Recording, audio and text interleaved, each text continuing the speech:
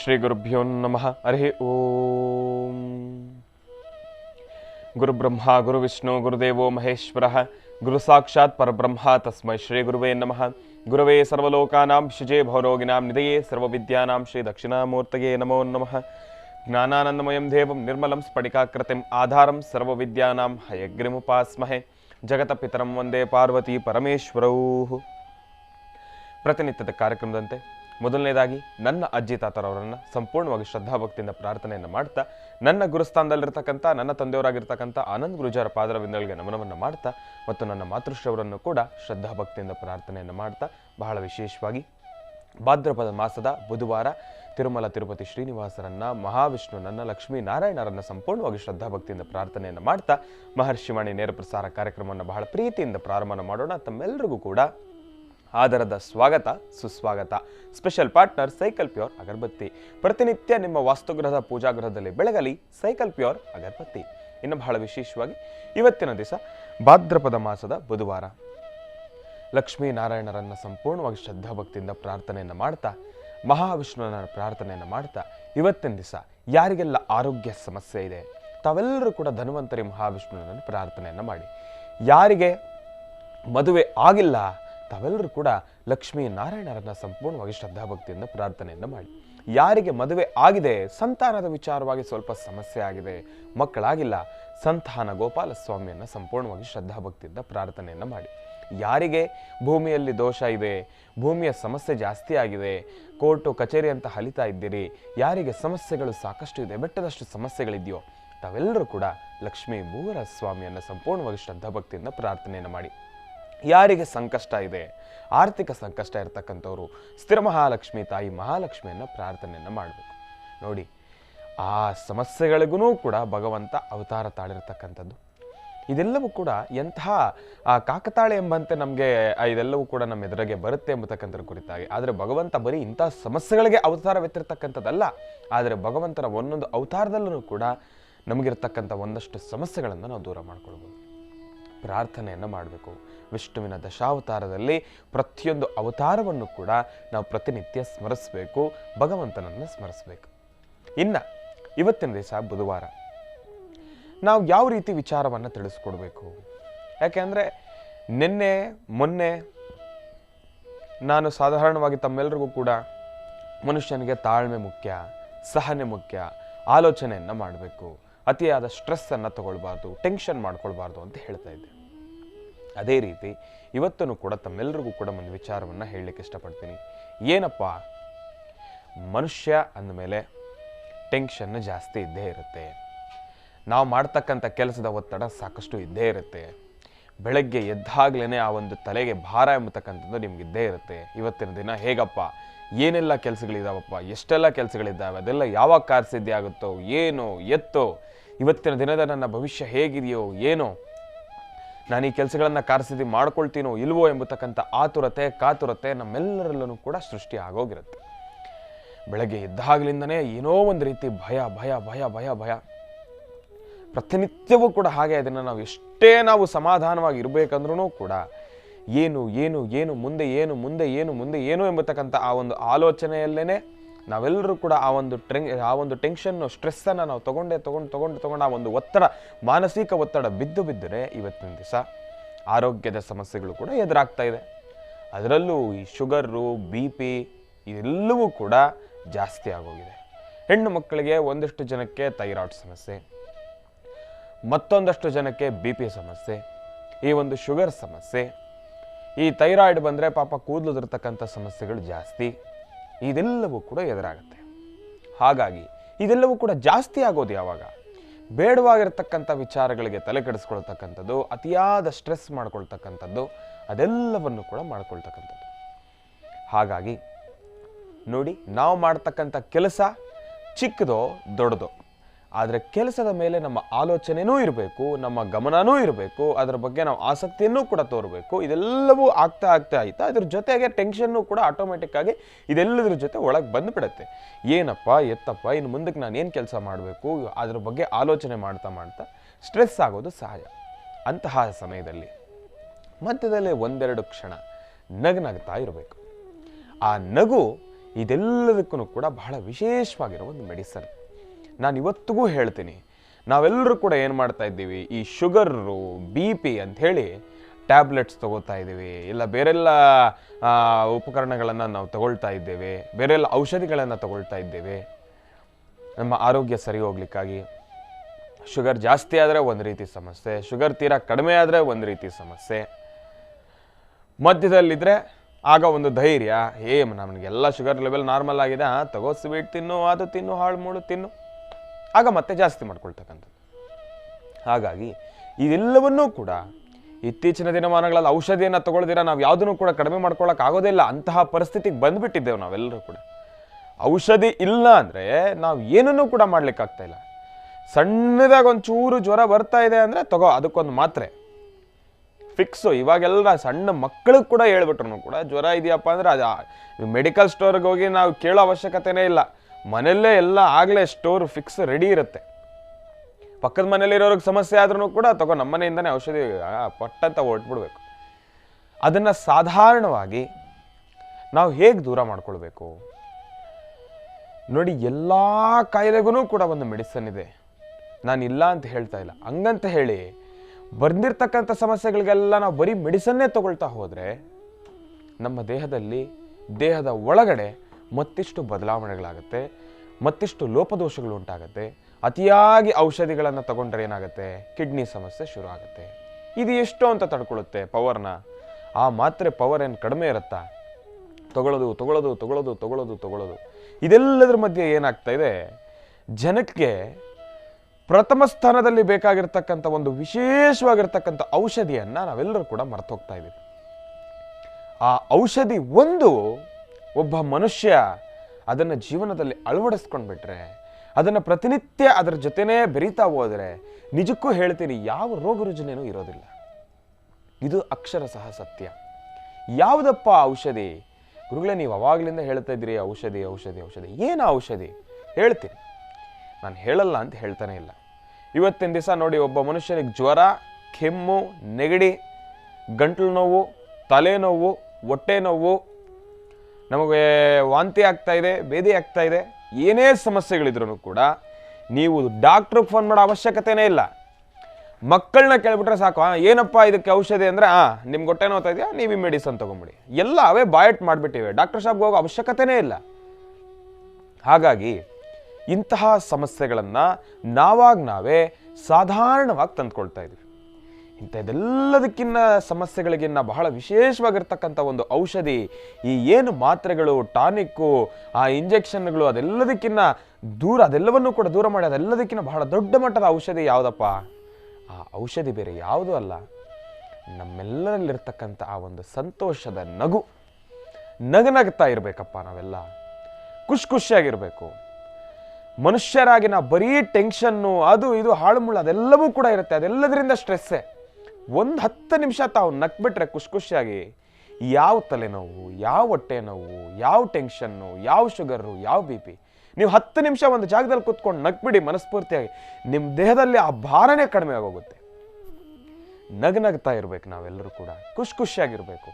ನಗನಗ್ತಾ ಖುಷಿಯಾಗಿ ಇನ್ನು ಮುಂದೆ ಪ್ರತಿನಿತ್ಯವೂ ಕೂಡ ನಾವು ಇರೋಣ. ನಮ್ಗಿರ್ತಕ್ಕಂಥ ಟೆನ್ಷನ್ ಏನೇ ಇದ್ರೂ ಕೂಡ ಅದೆಲ್ಲದವನ್ನು ಕೂಡ ಸರಿಸಮ ಪ್ರಮಾಣವಾಗಿ ನಾವು ತೂಗಿಸ್ಕೊಂಡು ಹೋಗೋಣ ಎಂಬತಕ್ಕಂಥ ಮಾತನ್ನು ಹೇಳ್ತಾ, ಇನ್ನು ಬಹಳ ವಿಶೇಷವಾಗಿ ಇಂದಿನ ಭಾಗದಲ್ಲಿ ತಮ್ಮೆಲ್ಲರಿಗೂ ಕೂಡ ತಿಳಿಸ್ತಾ ಇದ್ದೆ, ಆದಷ್ಟು ಮನುಷ್ಯರಾಗಿ ನಾವು ಖುಷಿಯಾಗಿರಬೇಕು, ನಗನಗ್ತಾ ಇರಬೇಕು. ನಗು ಒಂದೇ ಬಹಳ ದೊಡ್ಡ ಔಷಧಿ ಸರ್ವ ರೋಗಕ್ಕೂ ಕೂಡ. ಎಲ್ಲ ರೋಗಕ್ಕೂ ಕೂಡ ನಗು ಒಂದೇ ಔಷಧಿ. ನಿಜವಾಗ್ಲೂ ನಗನಾಗ್ತಾ ಇರಬೇಕು. ಆದರೆ ಹಳೆಯ ಕಾಲದಿಂದನೂ ಕೂಡ ಒಂದು ವಿಚಾರ ನಾವು ಮನಸ್ಸಲ್ಲಿ ಇಟ್ಕೊಳ್ತಿದ್ದೀವಿ, ಏನಪ್ಪ ಜಾಸ್ತಿ ನಕ್ಬಿಟ್ರೆ ಹತ್ಕೊಂಡ್ಬಿಡ್ತೀವಿ ಅಂತ ಹೇಳಿ. ಅದು ಕೆಲವೊಂದು ಸತಿ ನಿಜಾನೇ. ಯಾಕೆಂದರೆ ನನ್ನ ಜೀವನದಲ್ಲಿ ಅದಾಗಿದೆ. ನಾನು ವಿಪರೀತ ಏನಾದರೂ ನಗ್ದೆ ಅಂದರೆ ಅವತ್ತು ರಾತ್ರಿ ಹತ್ಕೊಂಡೇ ಮಲ್ಕೊಂಡಿರ್ತೀನಿ. ಯಾವುದೋ ಒಂದು ಸಣ್ಣ ಪುಟ್ಟ ವಿಚಾರಕ್ಕಾದರೂ ಕಣ್ಣಲ್ಲಿ ನೀರು ಹಾಕಿರ್ತೀವಿ. ಹಾಗಾಗಿ ನಗಬೇಕು, ನಗಿಸ್ತಾ ಇರಬೇಕು, ಇದೆಲ್ಲವೂ ಕೂಡ ಸಹಜನೇ. ಇನ್ನು ಅದನ್ನು ಮನಸ್ಸಲ್ಲಿ ಇಟ್ಕೊಂಡು ನಾನು ಎಲ್ಲ ಅಳ್ತೀನೋ ಅಂತ ಹೇಳಿ ನಗ್ತಾ ಇರಬೇಡಿ. ನಗನಗ್ತಾನೆ ಇರಬೇಕು, ಖುಷಿಯಾಗೇ ಇರಬೇಕು. ಸಣ್ಣ ಪುಟ್ಟ ಸಮಸ್ಯೆಗಳು ಬಂದು ಹೋಗ್ತಾ ಇರುತ್ತೆ, ಅದನ್ನು ಯಾವುದನ್ನು ಕೂಡ ಮನಸ್ಸಿಗೆ ಹಾಕೊಳ್ಬಾರ್ದು. ಒಳ್ಳೆಯದಾಗಲಿ, ಶುಭವಾಗಲಿ. ಇನ್ನು ಇವತ್ತು ಬುಧವಾರ ಗುರುಗಳನ್ನು ಮೊದಲನೇದಾಗಿ ಕಾರ್ಯಕ್ರಮಕ್ಕೆ ಸ್ವಾಗತ ಬಿಡೋಣ. ಏನೆಲ್ಲ ಮಹತ್ವಪೂರ್ಣ ಮಾಹಿತಿಗಳನ್ನು ತಿಳಿಸ್ಕೊಡ್ತಾರೆ, ನಾನಂತೂ ಕಾತುರದಿಂದ ಕಾಯ್ತಾ ಇದ್ದೇನೆ. ಶ್ರೀಯುತರು ಸಾಮುದ್ರಿಕ ಶಿರೋಮಣಿ, ಸ್ವರ ಸರ್ವಜ್ಞ, ದರ್ಪಣಾಂಜನ, ಚಕ್ಷುರ್ಮತಿ ವಿದ್ಯಾನಿಪುಣ, ಶ್ರೀ ವಿದ್ಯೋಪಾಸಕ ರತ್ನ, ಅಥರ್ವಣ ಪರಿಹಾರ ಪ್ರವೀಣರು ಮತ್ತು ವನಸಿರಿ ಆಯುರ್ವೇದ ರತ್ನರು, ನಮ್ಮ ನಿಮ್ಮೆಲ್ಲರ ಪ್ರೀತಿಯ ಅಚ್ಚುಮೆಚ್ಚಿನ ಮಹರ್ಷಿ ಮಂದಿರ ಬ್ರಹ್ಮರ್ಷಿ ಆನಂದ ಸಿದ್ಧಿಪೀಠಂನ ಸಂಸ್ಥಾಪಕರು, ಖ್ಯಾತ ಜ್ಯೋತಿಷಿಗಳು ಶ್ರೀ ಶ್ರೀ ಶ್ರೀ ಡಾಕ್ಟರ್ ಮಹರ್ಷಿ ಆನಂದ್ ಗುರೂಜಿಯವರನ್ನ, ನನ್ನ ತಂದೆಯವರನ್ನ ಪ್ರೀತಿಪೂರ್ವಕವಾಗಿ ಭಕ್ತಿಪೂರ್ವಕವಾಗಿ ಕಾರ್ಯಕ್ರಮಕ್ಕೆ ಸ್ವಾಗತಿಸೋಣ. ಗುರುಗಳೇ, ಕಾರ್ಯಕ್ರಮಕ್ಕೆ ಸ್ವಾಗತ, ಸುಸ್ವಾಗತ. ಓಂ ಕಲ್ಯಾಣಾತ್ಮದಗಾತ್ರಾತ್ ಕಾಮಿದಹಾರ್ಥಪ್ರದಾಯಿನೀಂ ಶ್ರೀಮದ್ ವೆಂಕಟನಾಥಾಯಾಂ ಶ್ರೀನಿವಾಸಾಯ ಮಂಗಳಂ. ವೆಂಕಟೇಶೋ ವಾಸುದೇವೋ ಪ್ರದ್ಯುಮ್ನೋವಿತ ವಿಕ್ರಮಃ ಸಂಕರ್ಷಣಾರುದ್ಧಶ್ಚಾಶೇಷಾದ್ರೀಪತೇವ ಚ. ಶ್ರೀ ಮಹಾವಿಷ್ಣುವೇ ನಮಃ. ಮಹಾವಿಷ್ಣುವೇ ನಮಃ. ಮಹಾವಿಷ್ಣುವೇ ನಮಃ. ಪದ್ಮಾನನೆ ಪದ್ಭೈ ಪದ್ಮಪತ್ರೇ ಪದ್ಮಪ್ರಿಯೇ ಪದ್ಮದಲಾಯತಾಕ್ಷಿ ವಿಶ್ವಪ್ರಿಯೇ ವಿಷ್ಣುಮನೋನುಕೂಲೆ ತ್ವತ್ಪಾದ ಪದ್ಮಂ ಮಯಿ ಸನ್ನಿಧತ್ಸ್ವ. ಯಾಸಾ ಪದ್ಮಾಸನಸ್ತಾ ವಿಪುಲಕಟಿತಟೀ ಪದ್ಮಪತ್ರಾಯತಾಕ್ಷಿ ಶ್ರೀಂ ಅಂಬಾಂ ಭಗವತೀಂ ಶ್ರೀಂ ಲಲಿತಾಂ ರಾಜರಾಜೇಶ್ವರೀಂ ರಾಜ್ಯದಾಯಿನೀಂ ರಾಜ್ಯಕಲಾವಲ್ಲಭಾಂ ಶ್ರೀಂ ಲಲಿತಾಂ ಲಲಿತಾಂಬಿಕಾಂ ದುರ್ಗಾಂ ಪಾಹಿ ಪಾಹಿ ಸನಂತಾಂ ದುರ್ಗಾಂಬಿಕಾಯ ನಮಃ. ತ್ರ್ಯಂಬಕಂ ಯಜಾಮಹೇ ಸುಗಂಧಿಂ ಪುಷ್ಟಿವರ್ಧನಂ ವರ್ವಾರಕವಂದನಾಂ ಮೃತ್ಯೋನ್ಮೃಕ್ಷೀಯಮಾಮೃತಾತ್. ಓಂ ಶ್ರೀ ಮಹಾಕಾಳೀ ನಮಃ. ಮಹಾಲಕ್ಷ್ಮೀ ನಮಃ. ಲಲಿತಾಯ ನಮಃ.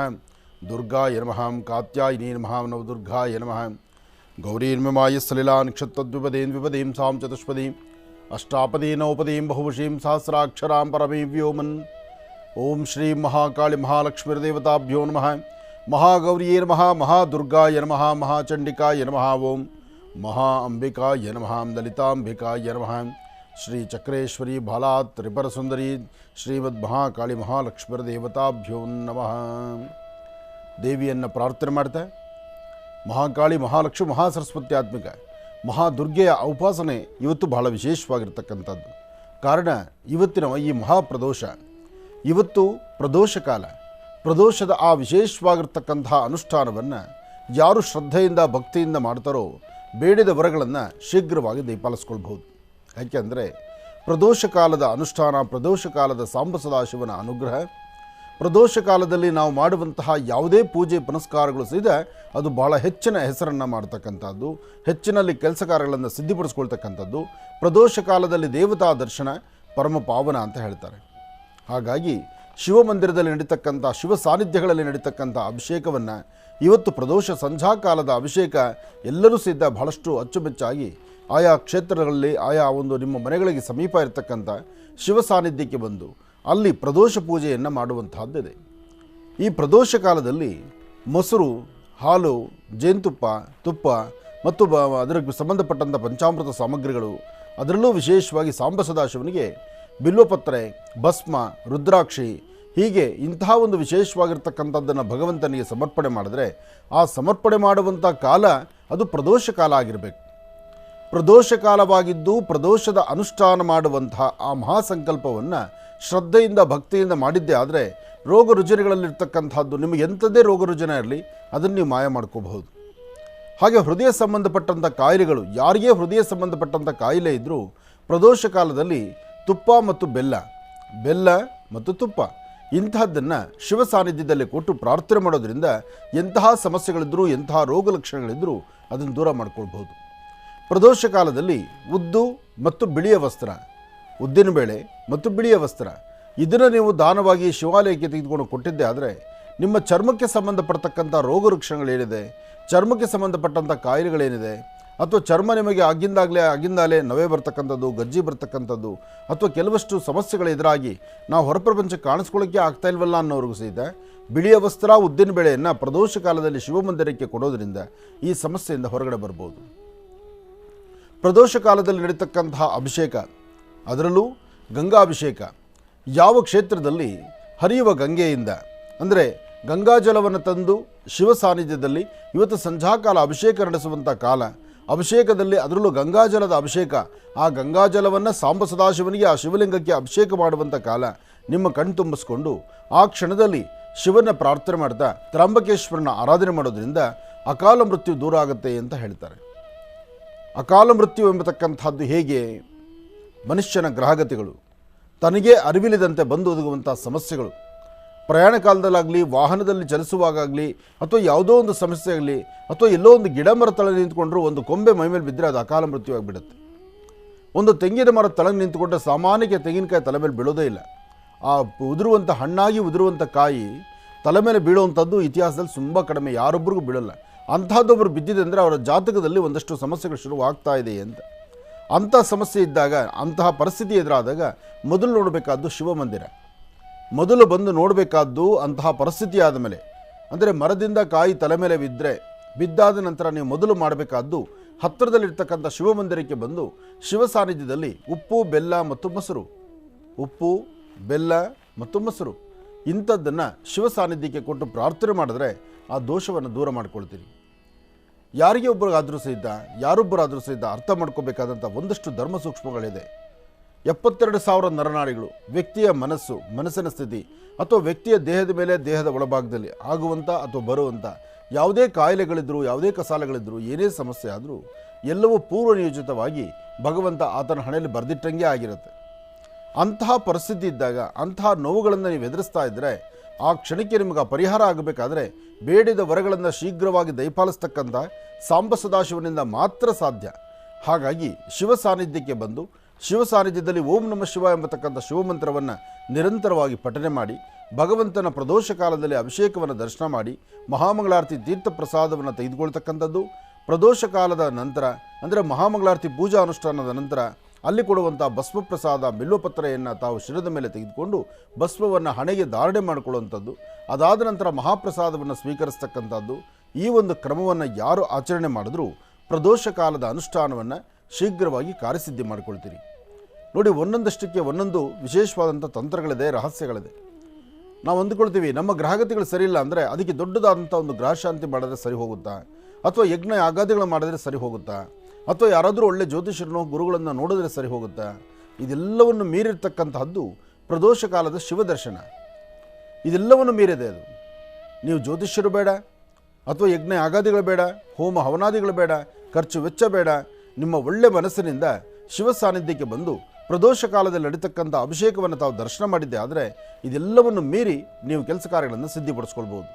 ಅಂದರೆ ಆ ಪ್ರದೋಷ ಕಾಲದಲ್ಲಿ ಭಗವಂತ ಕೈಲಾಸದಿಂದ ದರೆಗಿಳಿದು ಎಲ್ಲರ ಕೈಲೂ ಒಂದು ಸೇವೆಯನ್ನು ತೆಗೆದುಕೊಳ್ತಾನೆ ಎಂಬತಕ್ಕಂಥದ್ದಕ್ಕೆ ಸಾಕಷ್ಟು ಆಧಾರಗಳಿದೆ. ಹಾಗಾಗಿ ಒಂದಷ್ಟು ವಿಶೇಷವಾಗಿರ್ತಕ್ಕಂಥ ಹಳೆಯ ದೇವಸ್ಥಾನಗಳಲ್ಲಿ ಇವತ್ತಿಗೂ ಪ್ರದೋಷ ಕಾಲದಲ್ಲಿ ವಿಶೇಷವಾಗಿರ್ತಕ್ಕಂಥ ಅನುಷ್ಠಾನವನ್ನು, ಅಭಿಷೇಕವನ್ನು, ಅದರಲ್ಲೂ ವಿಶೇಷವಾಗಿ ಗಂಗಾಜಲ ಅಭಿಷೇಕವನ್ನು ಇವತ್ತಿಗೂ ನಡೆಸ್ತಾರೆ.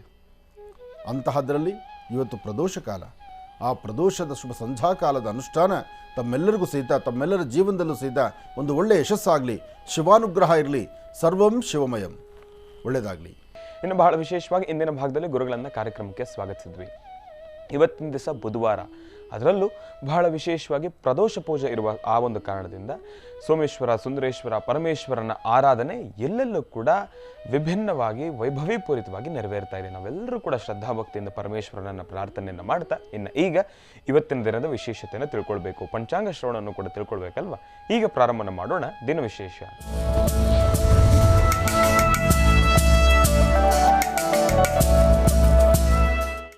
ಗುರುಗಳೇ, ಇವತ್ತಿನ ದಿನದ ವಿಶೇಷತೆ ಮತ್ತು ಪಂಚಾಂಗ ಶ್ರವಣ. ಓಂ ತ್ರ್ಯಂಬಕಂ ಯಜಾಮಹೇ ಸುಗಂಧಿಂ ಪುಷ್ಟಿವರ್ಧನಂ ಉರ್ವಾರ್ಗಂಧನಾಮೃತ್ಯೋನ್ಮೃಕ್ಷೇಮಾಮೃತಾತ್ ತ್ರ್ಯಂಬಕೇಶ್ವರಾಯ ನಮಃ. ವರ್ಷದ 365 ದಿವಸ ತುಂಬೆ ಹೂವಿನಿಂದ ಅರ್ಚನೆ ಮಾಡತಕ್ಕಂತಹದ್ದು. ಪ್ರತಿನಿತ್ಯ ತಪ್ಪದಿರ 2 ಆದರೂ ಸರಿ, 4 ಆದರೂ ಸರಿ, ಒಂದು 10 ಆದರೂ ಸರಿ, ನಿಮ್ಮ ಶಕ್ತಿ ಅನುಸಾರ. ಎಲ್ಲಿ ನೋಡೋದು ಸಹಿತ ಬಯಲುಗಳಲ್ಲಿ ವಿಶೇಷವಾಗಿ ತುಂಬೆ ಗಿಡ ಇದೆ. ತುಂಬೆ ಗಿಡವನ್ನು ಯಾರೂ ಸಹಿತ ಕಡೆಗಾಣಿಸೋಂಗಿಲ್ಲ. ಆ ತುಂಬೆ ಗಿಡದ ಔಷಧಿ ಇದೆಯಲ್ಲ, ಅದರ ಔಷಧಿಯ ಗುಣಗಳಂತೂ ಅದು ಹೇಳ್ತಿರೋದು. ಇವತ್ತು ಟೆಕ್ನಾಲಜಿ ಏನೇ ಇದ್ದರೂ, ಸೈಂಟಿಫಿಕ್ ಆಗಿ ನಾವು ಏನೇ ಮುಂದೆ ಬಂದಿದ್ದರೂ, ಅಥವಾ ಇವತ್ತಿನ ವೈದ್ಯಕೀಯ ರಂಗ ಸಾಕಷ್ಟು ಸಾಧನೆಗಳನ್ನು ಮಾಡಿದರೂ, ಈ ತುಂಬೆ ಸೊಪ್ಪಲ್ಲಿರ್ತಕ್ಕಂಥ ಔಷಧಿಯ ಗುಣವನ್ನು ಇವತ್ತಿಗೂ ಮನೆಯಲ್ಲಿ ವಯಸ್ಸಾಗಿರ್ತಕ್ಕಂಥ ಹಿರಿಯರಿದ್ದರೆ ಅಥವಾ ಹಳ್ಳಿಗಳ ಕಡೆ ಇವತ್ತಿಗೂ ತುಂಬೆ ಗಿಡದ ಲಕ್ಷಣ, ತುಂಬೆ ಗಿಡದಿಂದ ತೆಗೆದುಕೊಳ್ಳುವಂಥ ಔಷಧಿಯ ಒಂದು ಉಪಚಾರ ಇದೆಯಲ್ಲ, ಅದು ಭಾಳ ವಿಶೇಷವಾಗಿರ್ತಕ್ಕಂಥದ್ದು. ಆ ತುಂಬೆ ಹೂ ಸಹಿತ ಅಷ್ಟೇ ವಿಶೇಷ. ಸಂಪೂರ್ಣವಾಗಿ ಶ್ವೇತವರ್ಣದಲ್ಲಿರ್ತದ್ದು. ಬಿಳಿಯ ಬಣ್ಣದ್ದಾಗಿರ್ತಕ್ಕಂಥ ತುಂಬೆ ಹೂ, ಸಣ್ಣದಾಗಿರ್ತಕ್ಕಂಥ ತುಂಬೆ ಹೂ, ಅದು ಶಿವನಿಗೆ ಬಹಳ ಪ್ರೀತಿ. ಶಿವ ಚಂದ್ರಶೇಖರ ಅಂತ ಹೇಳ್ತಾರೆ. ಚಂದ್ರನ ತಲೆ ಮೇಲೆ ಇಟ್ಕೊಂಡಿರ್ತಕ್ಕಂಥವನು, ಅರ್ಧ ಚಂದ್ರಾಕೃತಿ ಇರ್ತಕ್ಕಂಥ ಅರ್ಧ ಚಂದ್ರನ ತಲೆಯ ಮೇಲೆ ಧರಿಸಿರ್ತಕ್ಕಂಥದ್ದು ಸಾಂಬ ಸದಾಶಿವ. ಶಿವನಲ್ಲಿ 2 ಭಾಗ ಇದೆ, ಜೊತೆಗೆ ಚಂದ್ರನಲ್ಲೂ ಸಹಿತ 2 ಭಾಗದ ವಿಶೇಷತೆ ಇದೆ. ಶುಕ್ಲ ಪಕ್ಷದ ಚಂದ್ರ, ಕೃಷ್ಣ ಪಕ್ಷದ ಚಂದ್ರ ಅಂತ ಹೇಳ್ತಾರೆ. ಶುಕ್ಲ ಪಕ್ಷದಲ್ಲಿ ಸಂಪೂರ್ಣವಾಗಿ ಕಂಗೊಳಿಸ್ತಕ್ಕಂಥವನು, ಸಂಪೂರ್ಣವಾಗಿ ಪೂರ್ಣ ಚಂದ್ರನ ಆಗಿರ್ತಕ್ಕಂಥವನು.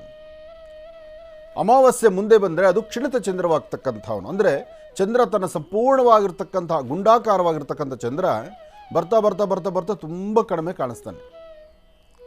ಅದು ಒಂದು ತರಹ ಹೇಳ್ಬೇಕಂದ್ರೆ ಅಂದರೆ ಇಬ್ಬರ ಚಂದ್ರರು ಅಂತಲೇ ಹೇಳ್ಬೋದು. ಅದರಲ್ಲಿ ಪ್ರತ್ಯಕ್ಷವಾಗಿ ಕಾಣತಕ್ಕಂಥವನು ಹುಣ್ಣಿಮೆಯ ಚಂದ್ರ ಕಾಣ್ತಾನೆ. ಅದಾದ ನಂತರ ಕ್ಷಣಿತ ಚಂದ್ರ ದಿನೇ ದಿನೇ ದಿನೇ ದಿನೇ ತನ್ನ ಶಕ್ತಿಯನ್ನು ಕಳ್ಕೊಳ್ತಾನೆ. ಚಂದ್ರನಿಗೆ ಯಾಕಿಂತದ್ದು ಹಾಗಾಯಿತು ನೋಡಿ, ಅದು ಸೂರ್ಯನಿಗಿಲ್ಲ. ಸೂರ್ಯ ವರ್ಷದ 365 ದಿವಸ ಈ ಸೃಷ್ಟಿ ಈ ಭೂಮಿ ಇರುವ ತನಕ ಸೂರ್ಯ ಸಂಪೂರ್ಣವಾಗಿ ಬೆಳಕನ್ನೇ ಕೊಡ್ತಾನೆ. ಸೂರ್ಯ ಏನಾದರೂ ಚಂದ್ರನ ತರಹ ಕೃಷ್ಣ ಪಕ್ಷ ಮತ್ತು ಶುಕ್ಲ ಪಕ್ಷ ಅಂತ ಬಂದಿದ್ದು, ಅದು 2 ಪಕ್ಷವಾಗಿದ್ದು, ಹಾಗೆ ಸೂರ್ಯನಿಗೂ ಒಂದು ಕೃಷ್ಣ ಪಕ್ಷ ಮತ್ತು ಶುಕ್ಲ ಪಕ್ಷ ಅಂತ ಆಗಿಬಿಟ್ಟಿದ್ರೆ ಅಲ್ಲಿ ಪರಿಸ್ಥಿತಿ ಏನು ಯೋಚನೆ ಮಾಡಿ. ನಾವು ಹಗಲು ರಾತ್ರಿ, ಎಷ್ಟೋ ಜನ ರಾತ್ರಿ ಆಯಿತು ಅಂದರೆ ಭಯಪಡ್ತಾರೆ, ಯಾವಾಗ ಬೆಳಗ್ಗೆ ಆಗುತ್ತಪ್ಪ ಅಂತ ಚಿಂತನೆ ಮಾಡ್ತಾರೆ. ಪ್ರತಿನಿತ್ಯ ಓಡಾಡುವಂಥ ದಾರಿ, ಎಲ್ಲರೂ ಚೆನ್ನಾಗಿ ಅರ್ಥ ಮಾಡ್ಕೊಳ್ಳಿ, ಪ್ರತಿನಿತ್ಯ ಓಡಾಡುವಂಥ ದಾರಿ, ಪ್ರತಿನಿತ್ಯ ವಾಸ ಮಾಡ್ತಕ್ಕಂಥ ಮನೆ, ಪ್ರತಿನಿತ್ಯ ನಮ್ಮದೇ ಸಾಮ್ರಾಜ್ಯವನ್ನು ಕಟ್ಕೊಂಡಿರ್ತೀವಿ. ಆ ಸಾಮ್ರಾಜ್ಯದಲ್ಲಿ ಕತ್ಲಲ್ಲಿ ನಾವಿರೋದಿಲ್ಲ. ಹಗಲೆಲ್ಲ ಬೇಕಾದ್ರೂ ಓಡಾಡ್ತೀವಿ ಮನೆಯಲ್ಲಿ, ನಮ್ಮದೇ ಆದಂಥ ಸಾಮ್ರಾಜ್ಯ, ನಾನು ಹುಟ್ಟು ಬೆಳೆದಿರ್ತಕ್ಕಂಥ ಮನೆ, ನಾನೇ ಹುಟ್ಟು ಬೆಳೆದಿರ್ತಕ್ಕಂಥ ಮನೆಯಲ್ಲ. ರಾತ್ರಿ ಹೊತ್ತಾಗ್ಬಿಟ್ರೆ ಆ ರೂಮ್ಗೋ ಆ ಒಂದು ಕೋಣೆಗೋ ಅಥವಾ ಆ ಒಂದು ಭಾಗಕ್ಕೋ ನಾನು ಹೋಗೋದಿಲ್ಲ, ಭಯಪಡ್ತೇನೆ. ಇದು ನನ್ನೊಬ್ಬನ ಕತೆ ಅಲ್ಲ, ಸೃಷ್ಟಿಯ ಕತೆ. ಅಂದರೆ ಈ ಕತ್ತಲು ಸಂಪೂರ್ಣವಾದಂಥ ಕಾಡುಗತ್ತಲು, ಬೆಳಕಿಲ್ಲ ಅಂದರೆ ಮನುಷ್ಯನ ಜೀವನದ ಕತೆ ಯೋಚನೆ ಮಾಡಿ. ಆದರೆ ಇದನ್ನು ದಯಪಾಲಿಸ್ತಕ್ಕಂಥವನು ಯಾರು? ಚಂದ್ರಶೇಖರ. ಹಿಂದೆ ದಕ್ಷ ಪ್ರಜಾಪತಿಯ ಒಂದಷ್ಟು ಚರಿತ್ರೆ ಇದೆ. ದಕ್ಷ ಪ್ರಜಾಪತಿ ತಾನು ಚಂದ್ರನ ಅಟ್ಟಿಸ್ಕೊಂಡು ಬಂದಾಗ ಚಂದ್ರನಲ್ಲಿದ್ದಂಥ ಕೆಲವಷ್ಟು ಲೋಪಗಳನ್ನು ಸರಿಯಾಗಿ ಕ್ರಮಶಿಕ್ಷಣ ಕೊಡಬೇಕು ಅಂಥೇಳಿ ಅಟ್ಟಿಸ್ಕೊಂಡು ಬಂದಾಗ ಶಿವನ ಸಾನ್ನಿಧ್ಯಕ್ಕೆ ಬಂದು ಸೇರಿಕೊಂಡು ಶಿವನ ಹತ್ರ ವರ ತಗೊಂಡ ಚಂದ್ರ, ನಾನು ನಿನ್ನ ರಕ್ಷಣೆ ಮಾಡ್ತೀನಿ ಅಂತ.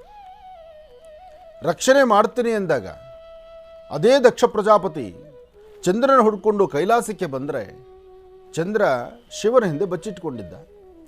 ಹಾಗೆ ಶಿವ ಹೇಳಿದ, ನನ್ನ ಕೈಲಾಸಕ್ಕೆ ನನ್ನನ್ನು ಆಶ್ರಯ ಕೋರಿ ಬಂದಾಗ ಒಂದು ಸರ್ತಿ ನನ್ನ ಸಹಾಯ ತೆಗೆದುಕೊಳ್ಬೇಕು ಅಂತ ಬಂದವರನ್ನು ನಾನು ರಕ್ಷಣೆ ಮಾಡಬೇಕಾದ್ದು ನನ್ನ ಧರ್ಮ, ನಾನು ಅವನ್ನ ರಕ್ಷಣೆ ಮಾಡಿದ್ದೇನೆ, ಇನ್ನು ನೀನು ಬಿಟ್ಬಿಡು ಅಂತಂದ. ಆದರೆ ಸಾಧ್ಯ ಇಲ್ಲ. ಯಾಕೆ ಅಂದರೆ ದಕ್ಷ ಪ್ರಜಾಪತಿಯ ಆಲೋಚನೆ ಬೇರೆ. ಅದು ತಪ್ಪಲ್ಲ. ಒಬ್ಬ ತಪ್ಪು ಮಾಡಿದ ಮೇಲೆ ತಪ್ಪು ಮಾಡಿರ್ತಕ್ಕಂಥ ವ್ಯಕ್ತಿಯನ್ನು ದಂಡಿಸ್ತಕ್ಕಂಥದ್ದು, ಅವನಿಗೆ ಸರಿಯಾದ ಶಿಕ್ಷೆಯನ್ನು ಕೊಡ್ತಕ್ಕಂಥದ್ದು, ಅವನ್ನ ಪುನಃ ಸಮಾಜಕ್ಕೋ ಅಥವಾ ದೇಶಕ್ಕೋ ಅಥವಾ ಒಂದು ಸಂಸ್ಥೆಗೋ ಒಂದು ಸೂಕ್ತವಾದಂಥ ರೀತಿ ಅವನ್ನ ರೆಡಿ ಮಾಡಬೇಕಾದ್ದು ಅವನ ಹಿರಿಯರ ಕರ್ತವ್ಯ ಆಗಿರುತ್ತೆ. ಆ ಕರ್ತವ್ಯವನ್ನು ಅರ್ತು ನನ್ನಲ್ಲಿರುವಂಥ ತಪ್ಪಿಗೆ ನನ್ನ ಸರಿಪಡಿಸೋದಕ್ಕಾಗಿ ನನಗೆ ಇಂಥ ಒಂದು ಶಿಕ್ಷೆ ಕೊಡ್ಲಿಕ್ಕೆ ಬಂದಿದ್ದಾರೆ ಅನ್ನೋ ಚಿಂತನೆ ಬೇಕೇ ಬಿಟ್ಟರೆ, ಅದಕ್ಕೆ ನನಗಿನ್ನ ಇನ್ನೊಬ್ಬರನ್ನ ಕಾಲಿಡಿದು ಇನ್ನೊಬ್ಬರ ಸಹಾಯದಿಂದ ನಾನು ಏನೋ ಕಲಿತೀನಿ ಅಥವಾ ನಾನು ಏನೋ ಮಾಡ್ತೀನಿ ಅಥವಾ ನಾನು ಸಾಧನೆ ಮಾಡಬಲ್ಲೆ ಅಥವಾ ನಾನು ಮಾಡಿರ್ತಕ್ಕಂಥ ತಪ್ಪನ್ನು ನಾನು ಸಮರ್ಥಿಸ್ಕೊಳ್ತೀನಿ ಅಂದರೆ ಚಂದ್ರನಿಗಾದಂಥ ಗತಿಯೇ ಆಗುತ್ತೆ. ನೋಡಿ, ಪೂರ್ಣ ಚಂದ್ರ ಇದ್ದಂಥವನು, ಒಬ್ಬ ಚಂದ್ರ ಇದ್ದಂಥವನು, ಇಬ್ಬರು ಚಂದ್ರರಾದರು. ಸಂಪೂರ್ಣವಾಗಿ ಮಾಸದಲ್ಲಿ ಒಂದೇ ಚಂದ್ರ ಇದ್ದದ್ದು ಮೊದಲು. ಚಂದ್ರ ಸಂಪೂರ್ಣವಾದಂಥ ರೀತಿ ಸೂರ್ಯ ಹೇಗಿದ್ದನೋ, ಸೂರ್ಯ ತನ್ನ ಪಥವನ್ನು ವರ್ಷದ 365 ದಿವಸ ಈ ಸೃಷ್ಟಿ ಈ ಭೂಮಿ ಇರುವ ತನಕ ಸೂರ್ಯಪ್ರಭೆ ಹೇಗಿದೆಯೋ ಅದೇ ಪ್ರಕಾರ ಚಂದ್ರ ಇರಬೇಕಾಗಿತ್ತು. ಆದರೆ ಚಂದ್ರನಿಗೆ ಭಾಗ್ಯ ಇಲ್ಲ. ಯಾಕೆ ಅಂದರೆ ಚಂದ್ರ ತನಗೆ ಅರಿಯದಂತಾಗಿರ್ತಕ್ಕಂಥದ್ದು ಅಥವಾ ತನಗೆ ಗೊತ್ತಿದ್ದು ಮಾಡಿರುವಂಥ ಕೆಲವು ತಪ್ಪುಗಳಿಗೂ ದಕ್ಷ ಅಂದು ಆತ ಶಿಕ್ಷೆಯನ್ನು ಕೊಡಬೇಕು ಅಂತ ಆತನ್ನು ಅಟ್ಟಿಸ್ಕೊಂಡು ಬರುವಾಗ ಸೀದಾ ಬಂದು ಕೈಲಾಸ ಸೇರಿಕೊಂಡು ಶಿವನ ಪಾದವನ್ನು ಹಿಡಿದು ಶಿವನ ಹತ್ರ ಅಂಗಲಾಚ್ತಾನೆ. ಆಗ ಶಿವ ಅನುಗ್ರಹದಿಂದ ಸಾಂಬ ಸದಾಶಿವ, ನೀನು ನನ್ನ ಹತ್ರಕ್ಕೆ ಬಂದಿದ್ಯಾ, ನನ್ನ ಪಾದವನ್ನು ಹಿಡಿದಿದ್ಯಾ, ನಿನ್ನೆ ನಾನು ರಕ್ಷಣೆ ಮಾಡ್ತೀನಿ ಅಂತ ರಕ್ಷಣೆ ಮಾಡಿಬಿಡ್ತಾನೆ. ಇದಾದ ನಂತರ ದಕ್ಷನಿಗೂ ಶಿವನಿಗೂ ದೊಡ್ಡದಾದಂಥ ಒಂದು ಸಮರವೇ ನಡೆದು ಬಿಡುತ್ತೆ. ಅದಾದ ಮೇಲೇ ದಕ್ಷ ಪ್ರಜಾಪತಿಯ ಮಗಳನ್ನ ಶಿವ ವರೆಸಿದ್ರು ಶಿವನ ತಾನು ಅಳಿಯ ಅಂತ ತಗೊಳ್ಳೋದೇ ಇಲ್ಲ. ಯಾಕೆಂದರೆ ನಾನು ಶಿಕ್ಷೆ ಕೊಟ್ಟರು, ನಾನು ಕ್ರಮವಾಗಿ ಒಬ್ಬನ ಸರಿಪಡಿಸಬೇಕು ಅಂದಾಗ ಅವನಿಗೆ ನಾನು ಇದ್ದೀನಿ ಅಂತೇಳಿ ರಕ್ಷಣೆ ಕೊಟ್ಟು ನೀನು ನಿನ್ನ ಸ್ಥಾನವನ್ನು ನೀನು ಮರ್ತಿದ್ಯಾ ಅಂತ ಶಿವನ ಮುಂದೆ ನಿಂತು ಬಿಡ್ತಾನೆ. ನೋಡಿ ಎಂತೆಂಥ ಪರಿಸ್ಥಿತಿ. ಇದೆಲ್ಲ ಬಹಳ ಇದೆ. ಇವತ್ತಿಗೂ ಸಹಿತ ಕೆಲವು ಧರ್ಮ ಸೂಕ್ಷ್ಮಗಳು, ಕೆಲವಷ್ಟು ವಿಚಾರಗಳನ್ನು ನಾವು, ಕೆಲವಷ್ಟು ಚರಿತ್ರೆಗಳು ನಾವು ಅಂದುಕೊಳ್ತೀವಿ ಯಾರೋ ಬರೆದಿಟ್ಟಿದ್ದಾರೆ, ಅದನ್ನು ನಾವು ಹೇಳ್ತಿದ್ದೀವಿ, ಓದ್ತಿದ್ದೀವಿ ಅಂತ. ಬರೆದಿದ್ದೇ ಇರ್ಬೋದು, ಇರ್ದಿದ್ದೇ ಇರ್ಬೋದು, ಅಥವಾ ಇಲ್ದಿದ್ದಿರ್ಬೋದು. ಆದರೆ ಅದು ಜೀವನಕ್ಕೆ ಎಷ್ಟು ಹತ್ತಿರದಲ್ಲಿದೆ ಆಲೋಚನೆ ಮಾಡಿ. ಪ್ರತಿಯೊಬ್ಬರ ಜೀವನದಲ್ಲೂ ಆಗು ಹೋಗುಗಳು ಮತ್ತು ಬರ್ತಕ್ಕಂಥದ್ದು ಅಥವಾ ಕೆಲವು ಕ್ಷಣಗಳು ಗೊತ್ತಿದ್ದೋ ಗೊತ್ತಿಲ್ಲದಿರ ಆಗುವಂಥದ್ದು, ಕೆಲವು ತಪ್ಪು ಒಪ್ಪುಗಳಾದಾಗ ನಮ್ಮ ಬದುಕಿನ ಕ್ಷಣ, ನಮ್ಮ ಮುಂದಿನ ಬದುಕು ಅಥವಾ ಹಿಂದೆ ಇರ್ತಕ್ಕಂಥದ್ದು ಅಥವಾ ಹಾಕುವಂಥ ಹೆಜ್ಜೆಯೋ ಅಥವಾ ಇರ್ತಕ್ಕಂಥ ರೀತಿಯಲ್ಲಿ ನಮ್ಮ ಬದಲಾವಣೆಯೋ ಎಲ್ಲವನ್ನು ಸಹಿತ ಆಲೋಚನೆ ಮಾಡಬೇಕು. ಅದಕ್ಕಾಗಿ ಚಂದ್ರ ಶುಕ್ಲ ಪಕ್ಷ ಮತ್ತು ಕೃಷ್ಣ ಪಕ್ಷ. ಯಾಕೆ ಈ ಶುಕ್ಲ ಪಕ್ಷ ಕೃಷ್ಣ ಪಕ್ಷ ಈ ಕ್ಷಣ ಹೇಳಿದೆ ಅಂದರೆ, ಇನ್ನೇನು ಆಗೋ ಈಗೋ ಅಂದರೆ ಬಂದೇ ಬಿಡ್ತು ಹುಣ್ಣಿಮೆ, ಅನಂತ ಹುಣ್ಣಿಮೆ. ಅನಂತ ಹುಣ್ಣಿಮೆ ಬಂತು. ಅನಂತ ಪದ್ಮನಾಭ ಆದ ತಕ್ಷಣ ಅನಂತ ಹುಣ್ಣಿಮೆನೇ ಬಂತು. ಅಂತಹ ಅನಂತ ಹುಣ್ಣಿಮೆ, ದೇವತಾ ದರ್ಶನ, ಹಾಗೆ ಪೂರ್ಣಚಂದ್ರ. ಚಂದ್ರ ಬಂದ ಅಂದರೆ ಎಲ್ಲರೂ ಸಹಿತ ಆನಂದ ಪಡ್ತೀವಿ ನಾವು. ಆ ಹುಣ್ಣಿಮೆಯ ಬೆಳಕಲ್ಲಿ ಅಷ್ಟು ಆನಂದವಾಗಿರುತ್ತೆ. ಅಂಥ ಹುಣ್ಣಿಮೆಯ ಅನುಷ್ಠಾನ ಈ ಬಾರಿ ಲಕ್ಷ್ಮೀ ಬೋರಹ ಸ್ವಾಮಿಯ ಸಾನ್ನಿಧ್ಯದಲ್ಲಿ ಶುಭ ಸಂಧ್ಯಾಕಾಲ ವಿಶೇಷವಾಗಿರ್ತಕ್ಕಂಥ ಸರಿಸುಮಾರು 4ರಿಂದ 4:15 ಈ ಸಮಯದಲ್ಲಿ ಒಂದು ಪ್ರತ್ಯಂಗಿರ ಹವನವನ್ನು, ವಿಶೇಷವಾಗಿರ್ತಕ್ಕಂಥ ಪ್ರತ್ಯಂಗಿರ ಹವನವನ್ನು, ನಾಳೆ ಹುಣ್ಣಿಮೆ ಆದ್ದರಿಂದ, ನಾಳೆ ಆದರೆ ಮೊದಲು ಅನಂತ ಪದ್ಮನಾಭ ಬರುತ್ತೆ, ಅದಾದ ನಂತರ ಹುಣ್ಣಿಮೆ ಬರುತ್ತೆ. ನಾಳೆ ಸಂಧ್ಯಾಕಾಲ ಮಹರ್ಷಿ ಮಂದಿರದಲ್ಲಿ ಒಂದು ಪ್ರತ್ಯಂಗಿರ ಅನುಷ್ಠಾನವನ್ನು ಮಾಡಬೇಕು. ಲಕ್ಷ್ಮೀಬೋರ ಸ್ವಾಮಿಯ ಸಾನ್ನಿಧ್ಯದಲ್ಲಿ ನಡೀತಕ್ಕಂಥ ಆ ಮಹಾಯಜ್ಞದಿಂದ ಎಲ್ಲರಿಗೂ ಸಹಿತ ಸುಖ ಸಂತೋಷ ನೆಮ್ಮದಿ ಸಿಗುವಂಥದ್ದಾಗಲಿ ಎಂಬತಕ್ಕಂಥ ಚಿಂತನೆಯಿಂದ ನಾಳೆ ಸಂಜೆಯ ಕಾರ್ಯಕ್ರಮ ಹೀಗಿದೆ. ತಮ್ಮೆಲ್ಲರಿಗೂ ಸಹಿತ ಸ್ವಾಗತಿಸ್ತಾ ಇದ್ದೇನೆ. ಮಹರ್ಷಿ ಮಂದಿರದಲ್ಲಿ ಲಕ್ಷ್ಮೀಬೋರ ಸ್ವಾಮಿಯ ಸಾನ್ನಿಧ್ಯದಲ್ಲಿ ಒಂದು ಪ್ರತ್ಯಂಗಿರ ಅನುಷ್ಠಾನವನ್ನು ಮಾಡಿ ತಮ್ಮೆಲ್ಲರಿಗೂ ಸಹಿತ ಲೋಕ ಕಲ್ಯಾಣಾರ್ಥವಾಗಿ ಪ್ರಸ್ತುತ ಇರತಕ್ಕಂಥ ವಿದ್ಯಮಾನ ಕಾವೇರಿಯ ಕೂಗು ಎಲ್ಲವೂ ಸಹಿತ ಶ್ರವಣವಾಗಬೇಕು. ಆದಷ್ಟು ರಾಜ್ಯಕ್ಕೆ ದೇಶಕ್ಕೆ ಒಳ್ಳೆ ಸುಭಿಕ್ಷತನ ಬರಬೇಕು. ಶೀಘ್ರವಾಗಿ ವರ್ಣನ ಕೃಪೆ ಆಗಬೇಕು. ಚಂದ್ರ ತಂಪನ್ನು ಕೊಟ್ಟರೆ ಎಲ್ಲವೂ ಭೂತಂಪು ಆಗಿರುತ್ತೆ. ಚಂದ್ರ ಸ್ವಲ್ಪ ಕೋಪ ಮಾಡಿಕೊಂಡ್ರೆ ಮನಸ್ಸು ಅಸಮಾಧಾನ ಆಗುತ್ತೆ. ಪ್ರತಿಯೊಬ್ಬರ ಮನಸ್ಸನ್ನು ಆಳ್ತಕ್ಕಂಥವನು ಚಂದ್ರ. ನಿಮ್ಮ ಮನಸ್ಸು, ನಿಮ್ಮ ಮುಖ, ನಿಮ್ಮಲ್ಲಿರ್ತಕ್ಕಂಥ ಶುದ್ಧಿ, ನಿಮ್ಮಲ್ಲಿರ್ತಕ್ಕಂಥ ಒಂದು ಚಿಂತನೆ ಎಲ್ಲವೂ ಸಹಿತ ಚಂದ್ರನಿಂದಲೇ ಆಗಬೇಕು. ಅಂಥ ಚಂದ್ರಶೇಖರನ ಅನುಗ್ರಹ ತಮ್ಮೆಲ್ಲರಿಗೂ ಸಿಗಲಿ. ಪ್ರದೋಷ ಇವತ್ತು, ನಾಳೆ ಹುಣ್ಣಿಮೆಯ ಅನುಷ್ಠಾನ ಸಂಧ್ಯಾಕಾಲದ ಪ್ರತ್ಯಂಗಿರ ಅನುಷ್ಠಾನಕ್ಕೆ ತಾವೆಲ್ಲರೂ ಬನ್ನಿ. ಒಳ್ಳೆಯದಾಗಲಿ, ಶುಭವಾಗಲಿ. ಇನ್ನು ಬಹಳ ವಿಶೇಷವಾಗಿ ಇಂದಿನ ಭಾಗದಲ್ಲಿ ಒಂದು ಸಣ್ಣ ಕಥಾಶ್ರವಣದಿಂದ ಬಹಳ ದೊಡ್ಡ ಒಂದು ವಿಷಯವನ್ನೇ ನಮಗೆಲ್ಲರಿಗೂ ಕೂಡ ಗುರುಗಳು ತಿಳಿಸ್ತಾ ಇದ್ರು. ಚಂದ್ರಶೇಖರನ ಅನುಗ್ರಹ ನಿಮ್ಮೆಲ್ಲರ ಮೇಲೂ ಕೂಡ ಸದಾಕಾಲ ಇರಲಿ ಅಂತ ನಾನು ಕೂಡ ಭಗವಂತನ ಮೇಲೆ ಪ್ರಾರ್ಥನೆಯನ್ನು ಮಾಡ್ತೇನೆ. ಒಳ್ಳೆಯದಾಗಲಿ, ಶುಭವಾಗಲಿ. ಗುರುಗಳಿಂದ ಈಗ ಪಂಚಾಂಗ ಶ್ರವಣ.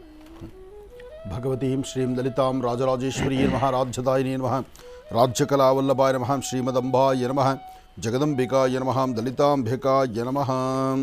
ಓಂ ಕಲ್ಯಾಣಾದ್ಭುತಗಾತ್ರಾಯ ಕಾಮಿಧಾರ್ಥಪ್ರದಾಯಿನಿಂ ಶ್ರೀಮದ್ವೆಂಕಟನಾಥಾಯಾಂ ಶ್ರೀನಿವಾಸಾಯ ಮಂಗಳಂ.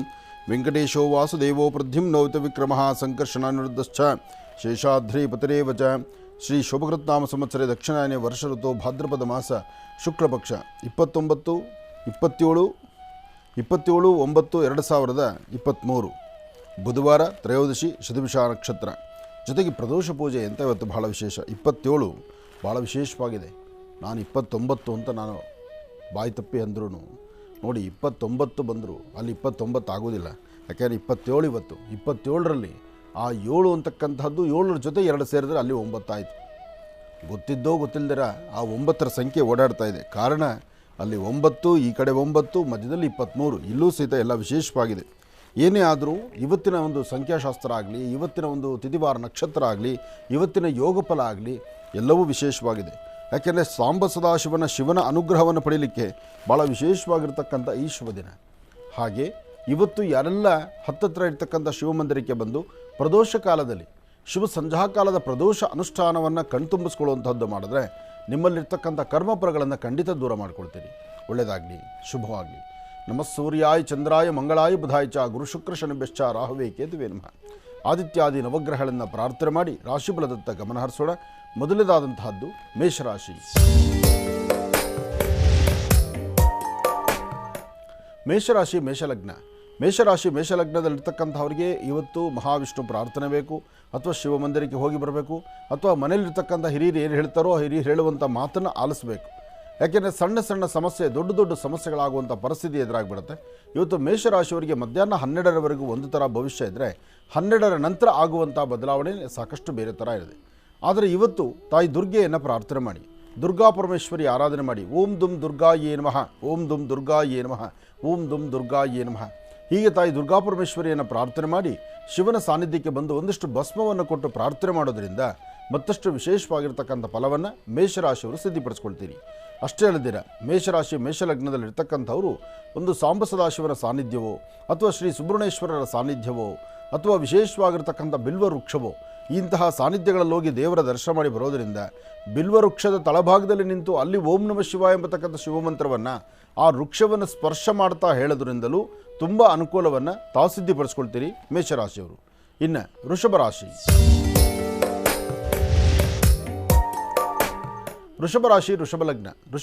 ವೃಷಭ ಲಗ್ನದಲ್ಲಿರ್ತಕ್ಕಂಥವರಿಗೆ ಚಂದ್ರ ಮತ್ತು ಗುರು ಇರ್ತಕ್ಕಂಥ ಆಸ್ಥಾನ, ಬುಧ ಮತ್ತು ಶುಕ್ರ ಇರ್ತಕ್ಕಂಥ ಆಸ್ಥಾನ ಚೆನ್ನಾಗಿದೆ.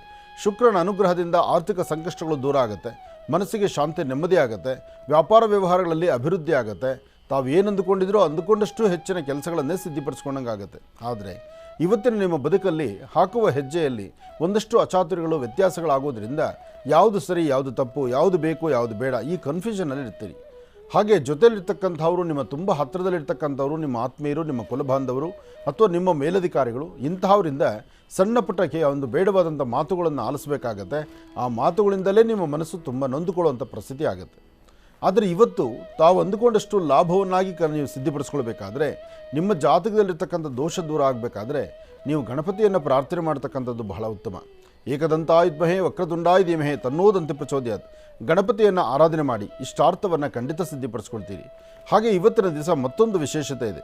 ಇವತ್ತು ತಾವು ಅಂದುಕೊಂಡಂಗೆ ನಿಮ್ಮದೇ ಆದಂತಹ ಒಂದು ಮನಸ್ಥಿತಿಯಿಂದ ಒಂದಷ್ಟು ಕೆಲಸ ಕಾರ್ಯಗಳನ್ನು ಸಿದ್ಧಿಪಡಿಸ್ಕೊಳ್ಬೇಕಾದ್ರೆ ಇವತ್ತು ಸಂಧ್ಯಾಕಾಲ ನೀವು ಮಾಡಬೇಕಾದ್ದು ಶಿವಮಂದಿರದಲ್ಲಿ ಬಿಲ್ವಪತ್ರೆಯನ್ನು ಕೊಟ್ಟು ಪ್ರಾರ್ಥನೆ ಮಾಡೋದ್ರಿಂದ ಸಾಧ್ಯವಾದಷ್ಟು ವೃಷಭ ರಾಶಿಯವರಿಗೆ ಒಳಿತನ್ನು ಕಾಣ್ತೀರಿ. ಒಳ್ಳೆಯದಾಗಲಿ, ಶುಭವಾಗಲಿ. ಇನ್ನು ಮಿಥುನ ರಾಶಿ.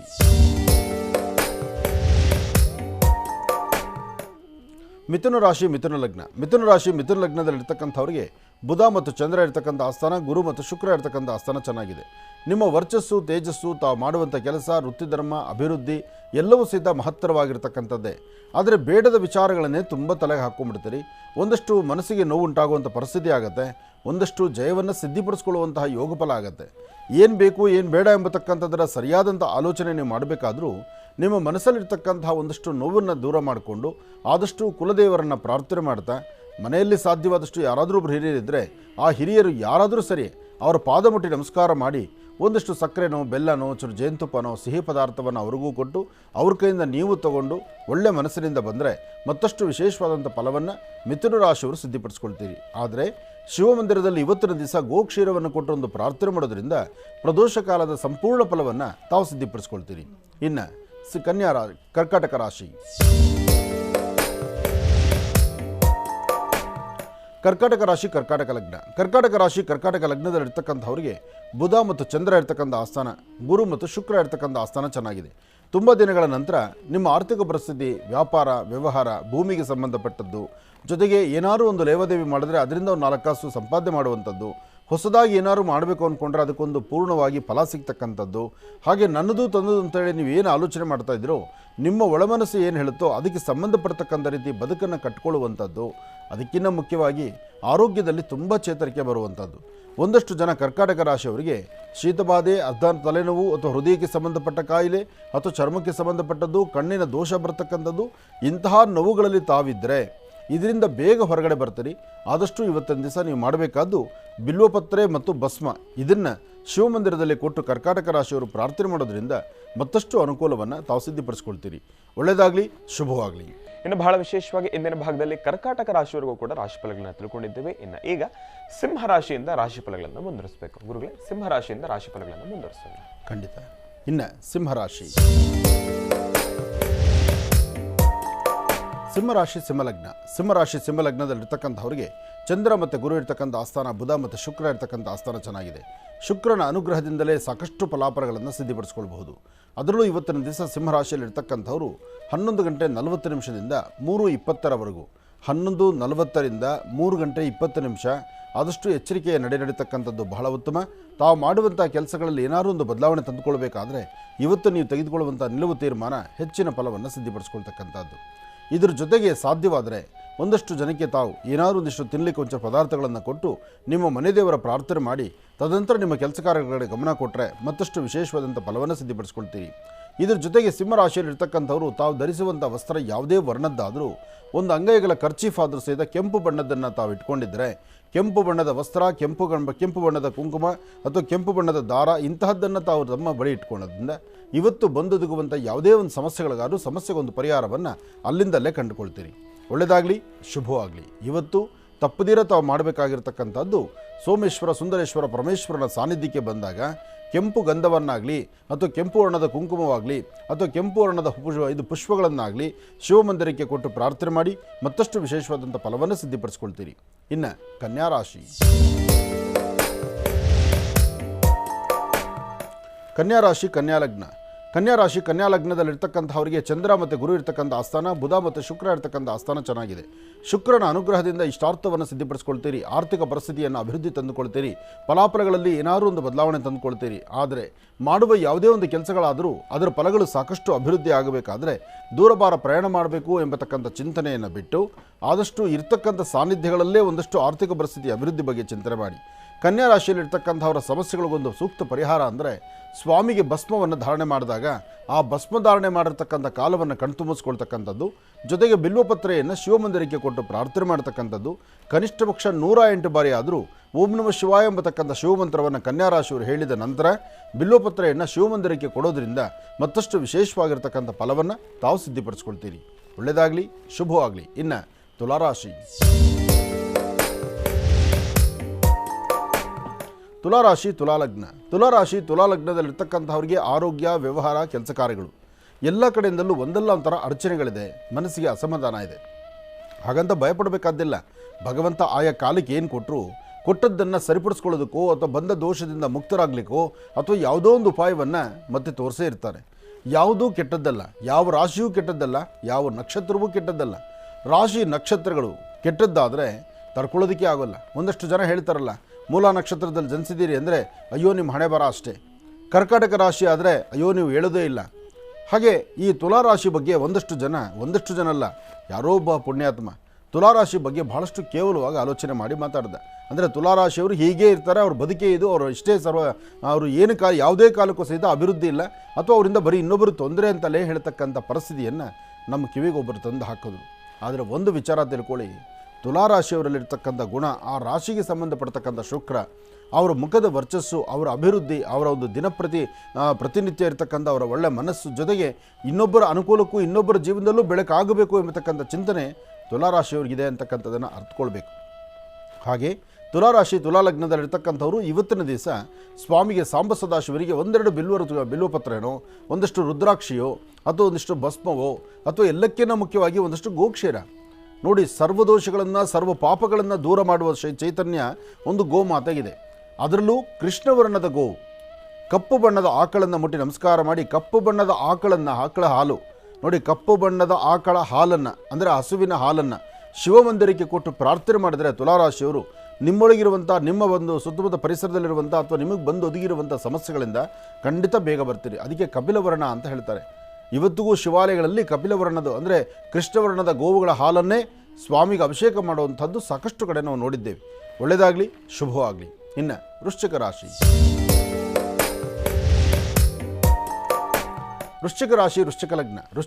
ವೃಶ್ಚಿಕ ಲಗ್ನದಲ್ಲಿರ್ತಕ್ಕಂಥವರಿಗೆ ಚಂದ್ರ ಮತ್ತು ಗುರು ಇರ್ತಕ್ಕಂಥ ಆಸ್ಥಾನ, ಬುಧ ಮತ್ತು ಶುಕ್ರ ಇರ್ತಕ್ಕಂಥ ಆಸ್ಥಾನ ಚೆನ್ನಾಗಿದೆ.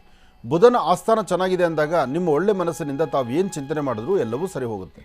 ಆದರೆ ವೃಶ್ಚಿಕ ರಾಶಿಯವರಿಗೆ ಆರೋಗ್ಯದಲ್ಲಿ ಸ್ವಲ್ಪ ಕಾಳಜಿ ಬೇಕು. ಹಾಗೆ ನಾನು ನಂದು ಅಂತ ಎಲ್ಲಿ ನೀವು ಹೆಚ್ಚು ಪ್ರೀತಿ ತೋರಿಸ್ತೀರೋ ಆ ಪ್ರೀತಿ ತೋರಿಸುವ ಸಾನ್ನಿಧ್ಯಗಳಲ್ಲೇ ಒಂದಷ್ಟು ವ್ಯತ್ಯಾಸ ಆಗ್ತಾ ಇರುತ್ತೆ. ಆಗ ಮನಸ್ಸು ನೊಂದುಕೊಳ್ಬೋದು, ಕಣ್ಣೀರು ಹಾಕ್ಬೋದು. ಇವತ್ತು ಲಾಭವೂ ಇದೆ, ನಷ್ಟವೂ ಇದೆ. ಆದರೆ ಒಂದು ವಿಚಾರ ತಿಳ್ಕೊಳ್ಬೇಕಾಗಿದೆ, ನೀವು ಏನೇ ಕೆಲಸ ಮಾಡಬೇಕಾದರೂ ಒಳ್ಳೆ ಮನಸ್ಸಿನಿಂದ ಮಾಡಿ. ನೀವು ಮಾಡಬೇಕಾದ್ದು, ನೀವು ನಡ್ಕೊಳ್ಬೇಕಾದ್ದು, ನೀವು ತೆಗೆದುಕೊಳ್ಳುವ ತೀರ್ಮಾನದಲ್ಲಿ ಇನ್ನೊಬ್ಬರಿಗೆ ಲೋಪ ಇರೋ ಥರ ಮಾಡೋದು ಬೇಡ. ಜೊತೆಗೆ ಇನ್ನೊಬ್ಬರ ಬಗ್ಗೆ ನೀವು ಕೇವಲವಾಗಿ ಚಿಂತನೆ ಮಾಡೋದು ಬೇಡ. ನೀವು ಲೋಪವಿಲ್ಲದಂಥ ಬದುಕು ನಿಮ್ಮದಾಗಬೇಕು. ನಿಮ್ಮ ಬದುಕಿಗೆ ತಕ್ಕನಾದಂಥ ಫಲಗಳನ್ನು ಸಾಂಬ ಸದಾಶಿವ ದಯಪಾಲಿಸಬೇಕು. ಅಂಥ ಶಿವನ ಅನುಗ್ರಹ ಪಡೀಲಿಕ್ಕಾಗಿ ಇವತ್ತು ನೀವು ಮಾಡಬೇಕಾದ್ದು, ನೀವು ಭಸ್ಮಧಾರಣೆ ಮಾಡ್ಕೊಳ್ಳಿ. ಭಸ್ಮವನ್ನು ಶಿವಮಂದಿರಕ್ಕೆ ಕೊಟ್ಟು ಬನ್ನಿ. ಪ್ರದೋಷ ಕಾಲದ ಸಾಂಬ ಸದಾಶಿವನ ಅನುಗ್ರಹದಿಂದ ಹೆಚ್ಚಿನ ಫಲಾಫಲಗಳನ್ನು ಖಂಡಿತ ಸಿದ್ಧಿಪಡಿಸ್ಕೊಳ್ತೀರಿ. ಒಳ್ಳೆಯದಾಗಲಿ, ಶುಭವಾಗಲಿ. ವೃಶ್ಚಿಕ ರಾಶಿಯವರೆಗೂ ಕೂಡ ಇರತಕ್ಕಂಥ ರಾಶಿಫಲಗಳನ್ನು ತಿಳ್ಕೊಂಡಿದ್ದೇವೆ. ಮುನ್ನುಳಿರತಕ್ಕಂಥ ರಾಶಿಗಳನ್ನ ಗುರುಗಳು ಮುಂದಿನ ಭಾಗದಲ್ಲಿ ತಿಳಿಸ್ತಾ ಹೋಗ್ತಾರೆ. ಇನ್ನು ಈಗ ಮಹರ್ಷಿವಾಣಿ ಕಾರ್ಯಕ್ರಮಕ್ಕೆ ಸಾಕಷ್ಟು ಜನ ಕರೆಯನ್ನು ಮಾಡ್ತಾ ಇರ್ತೀರಿ. ಈಗಾಗಲೇ ಸಾಕಷ್ಟು ಕರೆಗಳು ಕೂಡ ಸಿದ್ಧವಾಗಿದೆ. ಇನ್ಯಾಕೆ ತಡ, ಕರೆಗಳನ್ನು ಸ್ವೀಕರಿಸತಕ್ಕಂಥ ಸಮಯ ಇದೀಗ. ಈಗ ಪ್ರಾರಂಭವನ್ನು ಮಾಡೋಣ ಸ್ವರ ಜ್ಯೋತಿಷ್ಯ.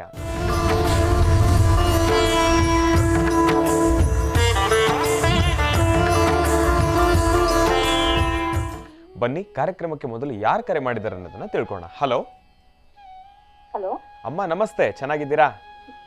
ನಮಸ್ತೆ ಸ್ವಾಮಿ, ಚೆನ್ನಾಗಿದ್ದೀವಿ. ಓ ಸರಿ ಅಮ್ಮ, ಎಲ್ಲಿಂದ ಕರೆ ಮಾಡ್ತಿದ್ದೀರಿ? ಸರ್, ನಾವು ಬೆಂಗಳೂರಿಂದ. ಬೆಂಗಳೂರಿಂದ. ಅಮ್ಮ, ತಮ್ಮ ಹೆಸರು? ನಮ್ಮ ಹೆಸರು ಪದ್ಮಾ ಅಂತ ಸ್ವಾಮಿ. ಪದ್ಮಾ ಅಂತ ಹೇಳಿ. ಗುರುಜಿಯವ್ರು ನಮ್ಮ ಜೊತೆ ಇದ್ದಾರೆ, ಮಾತಾಡಿಮ್ಮ.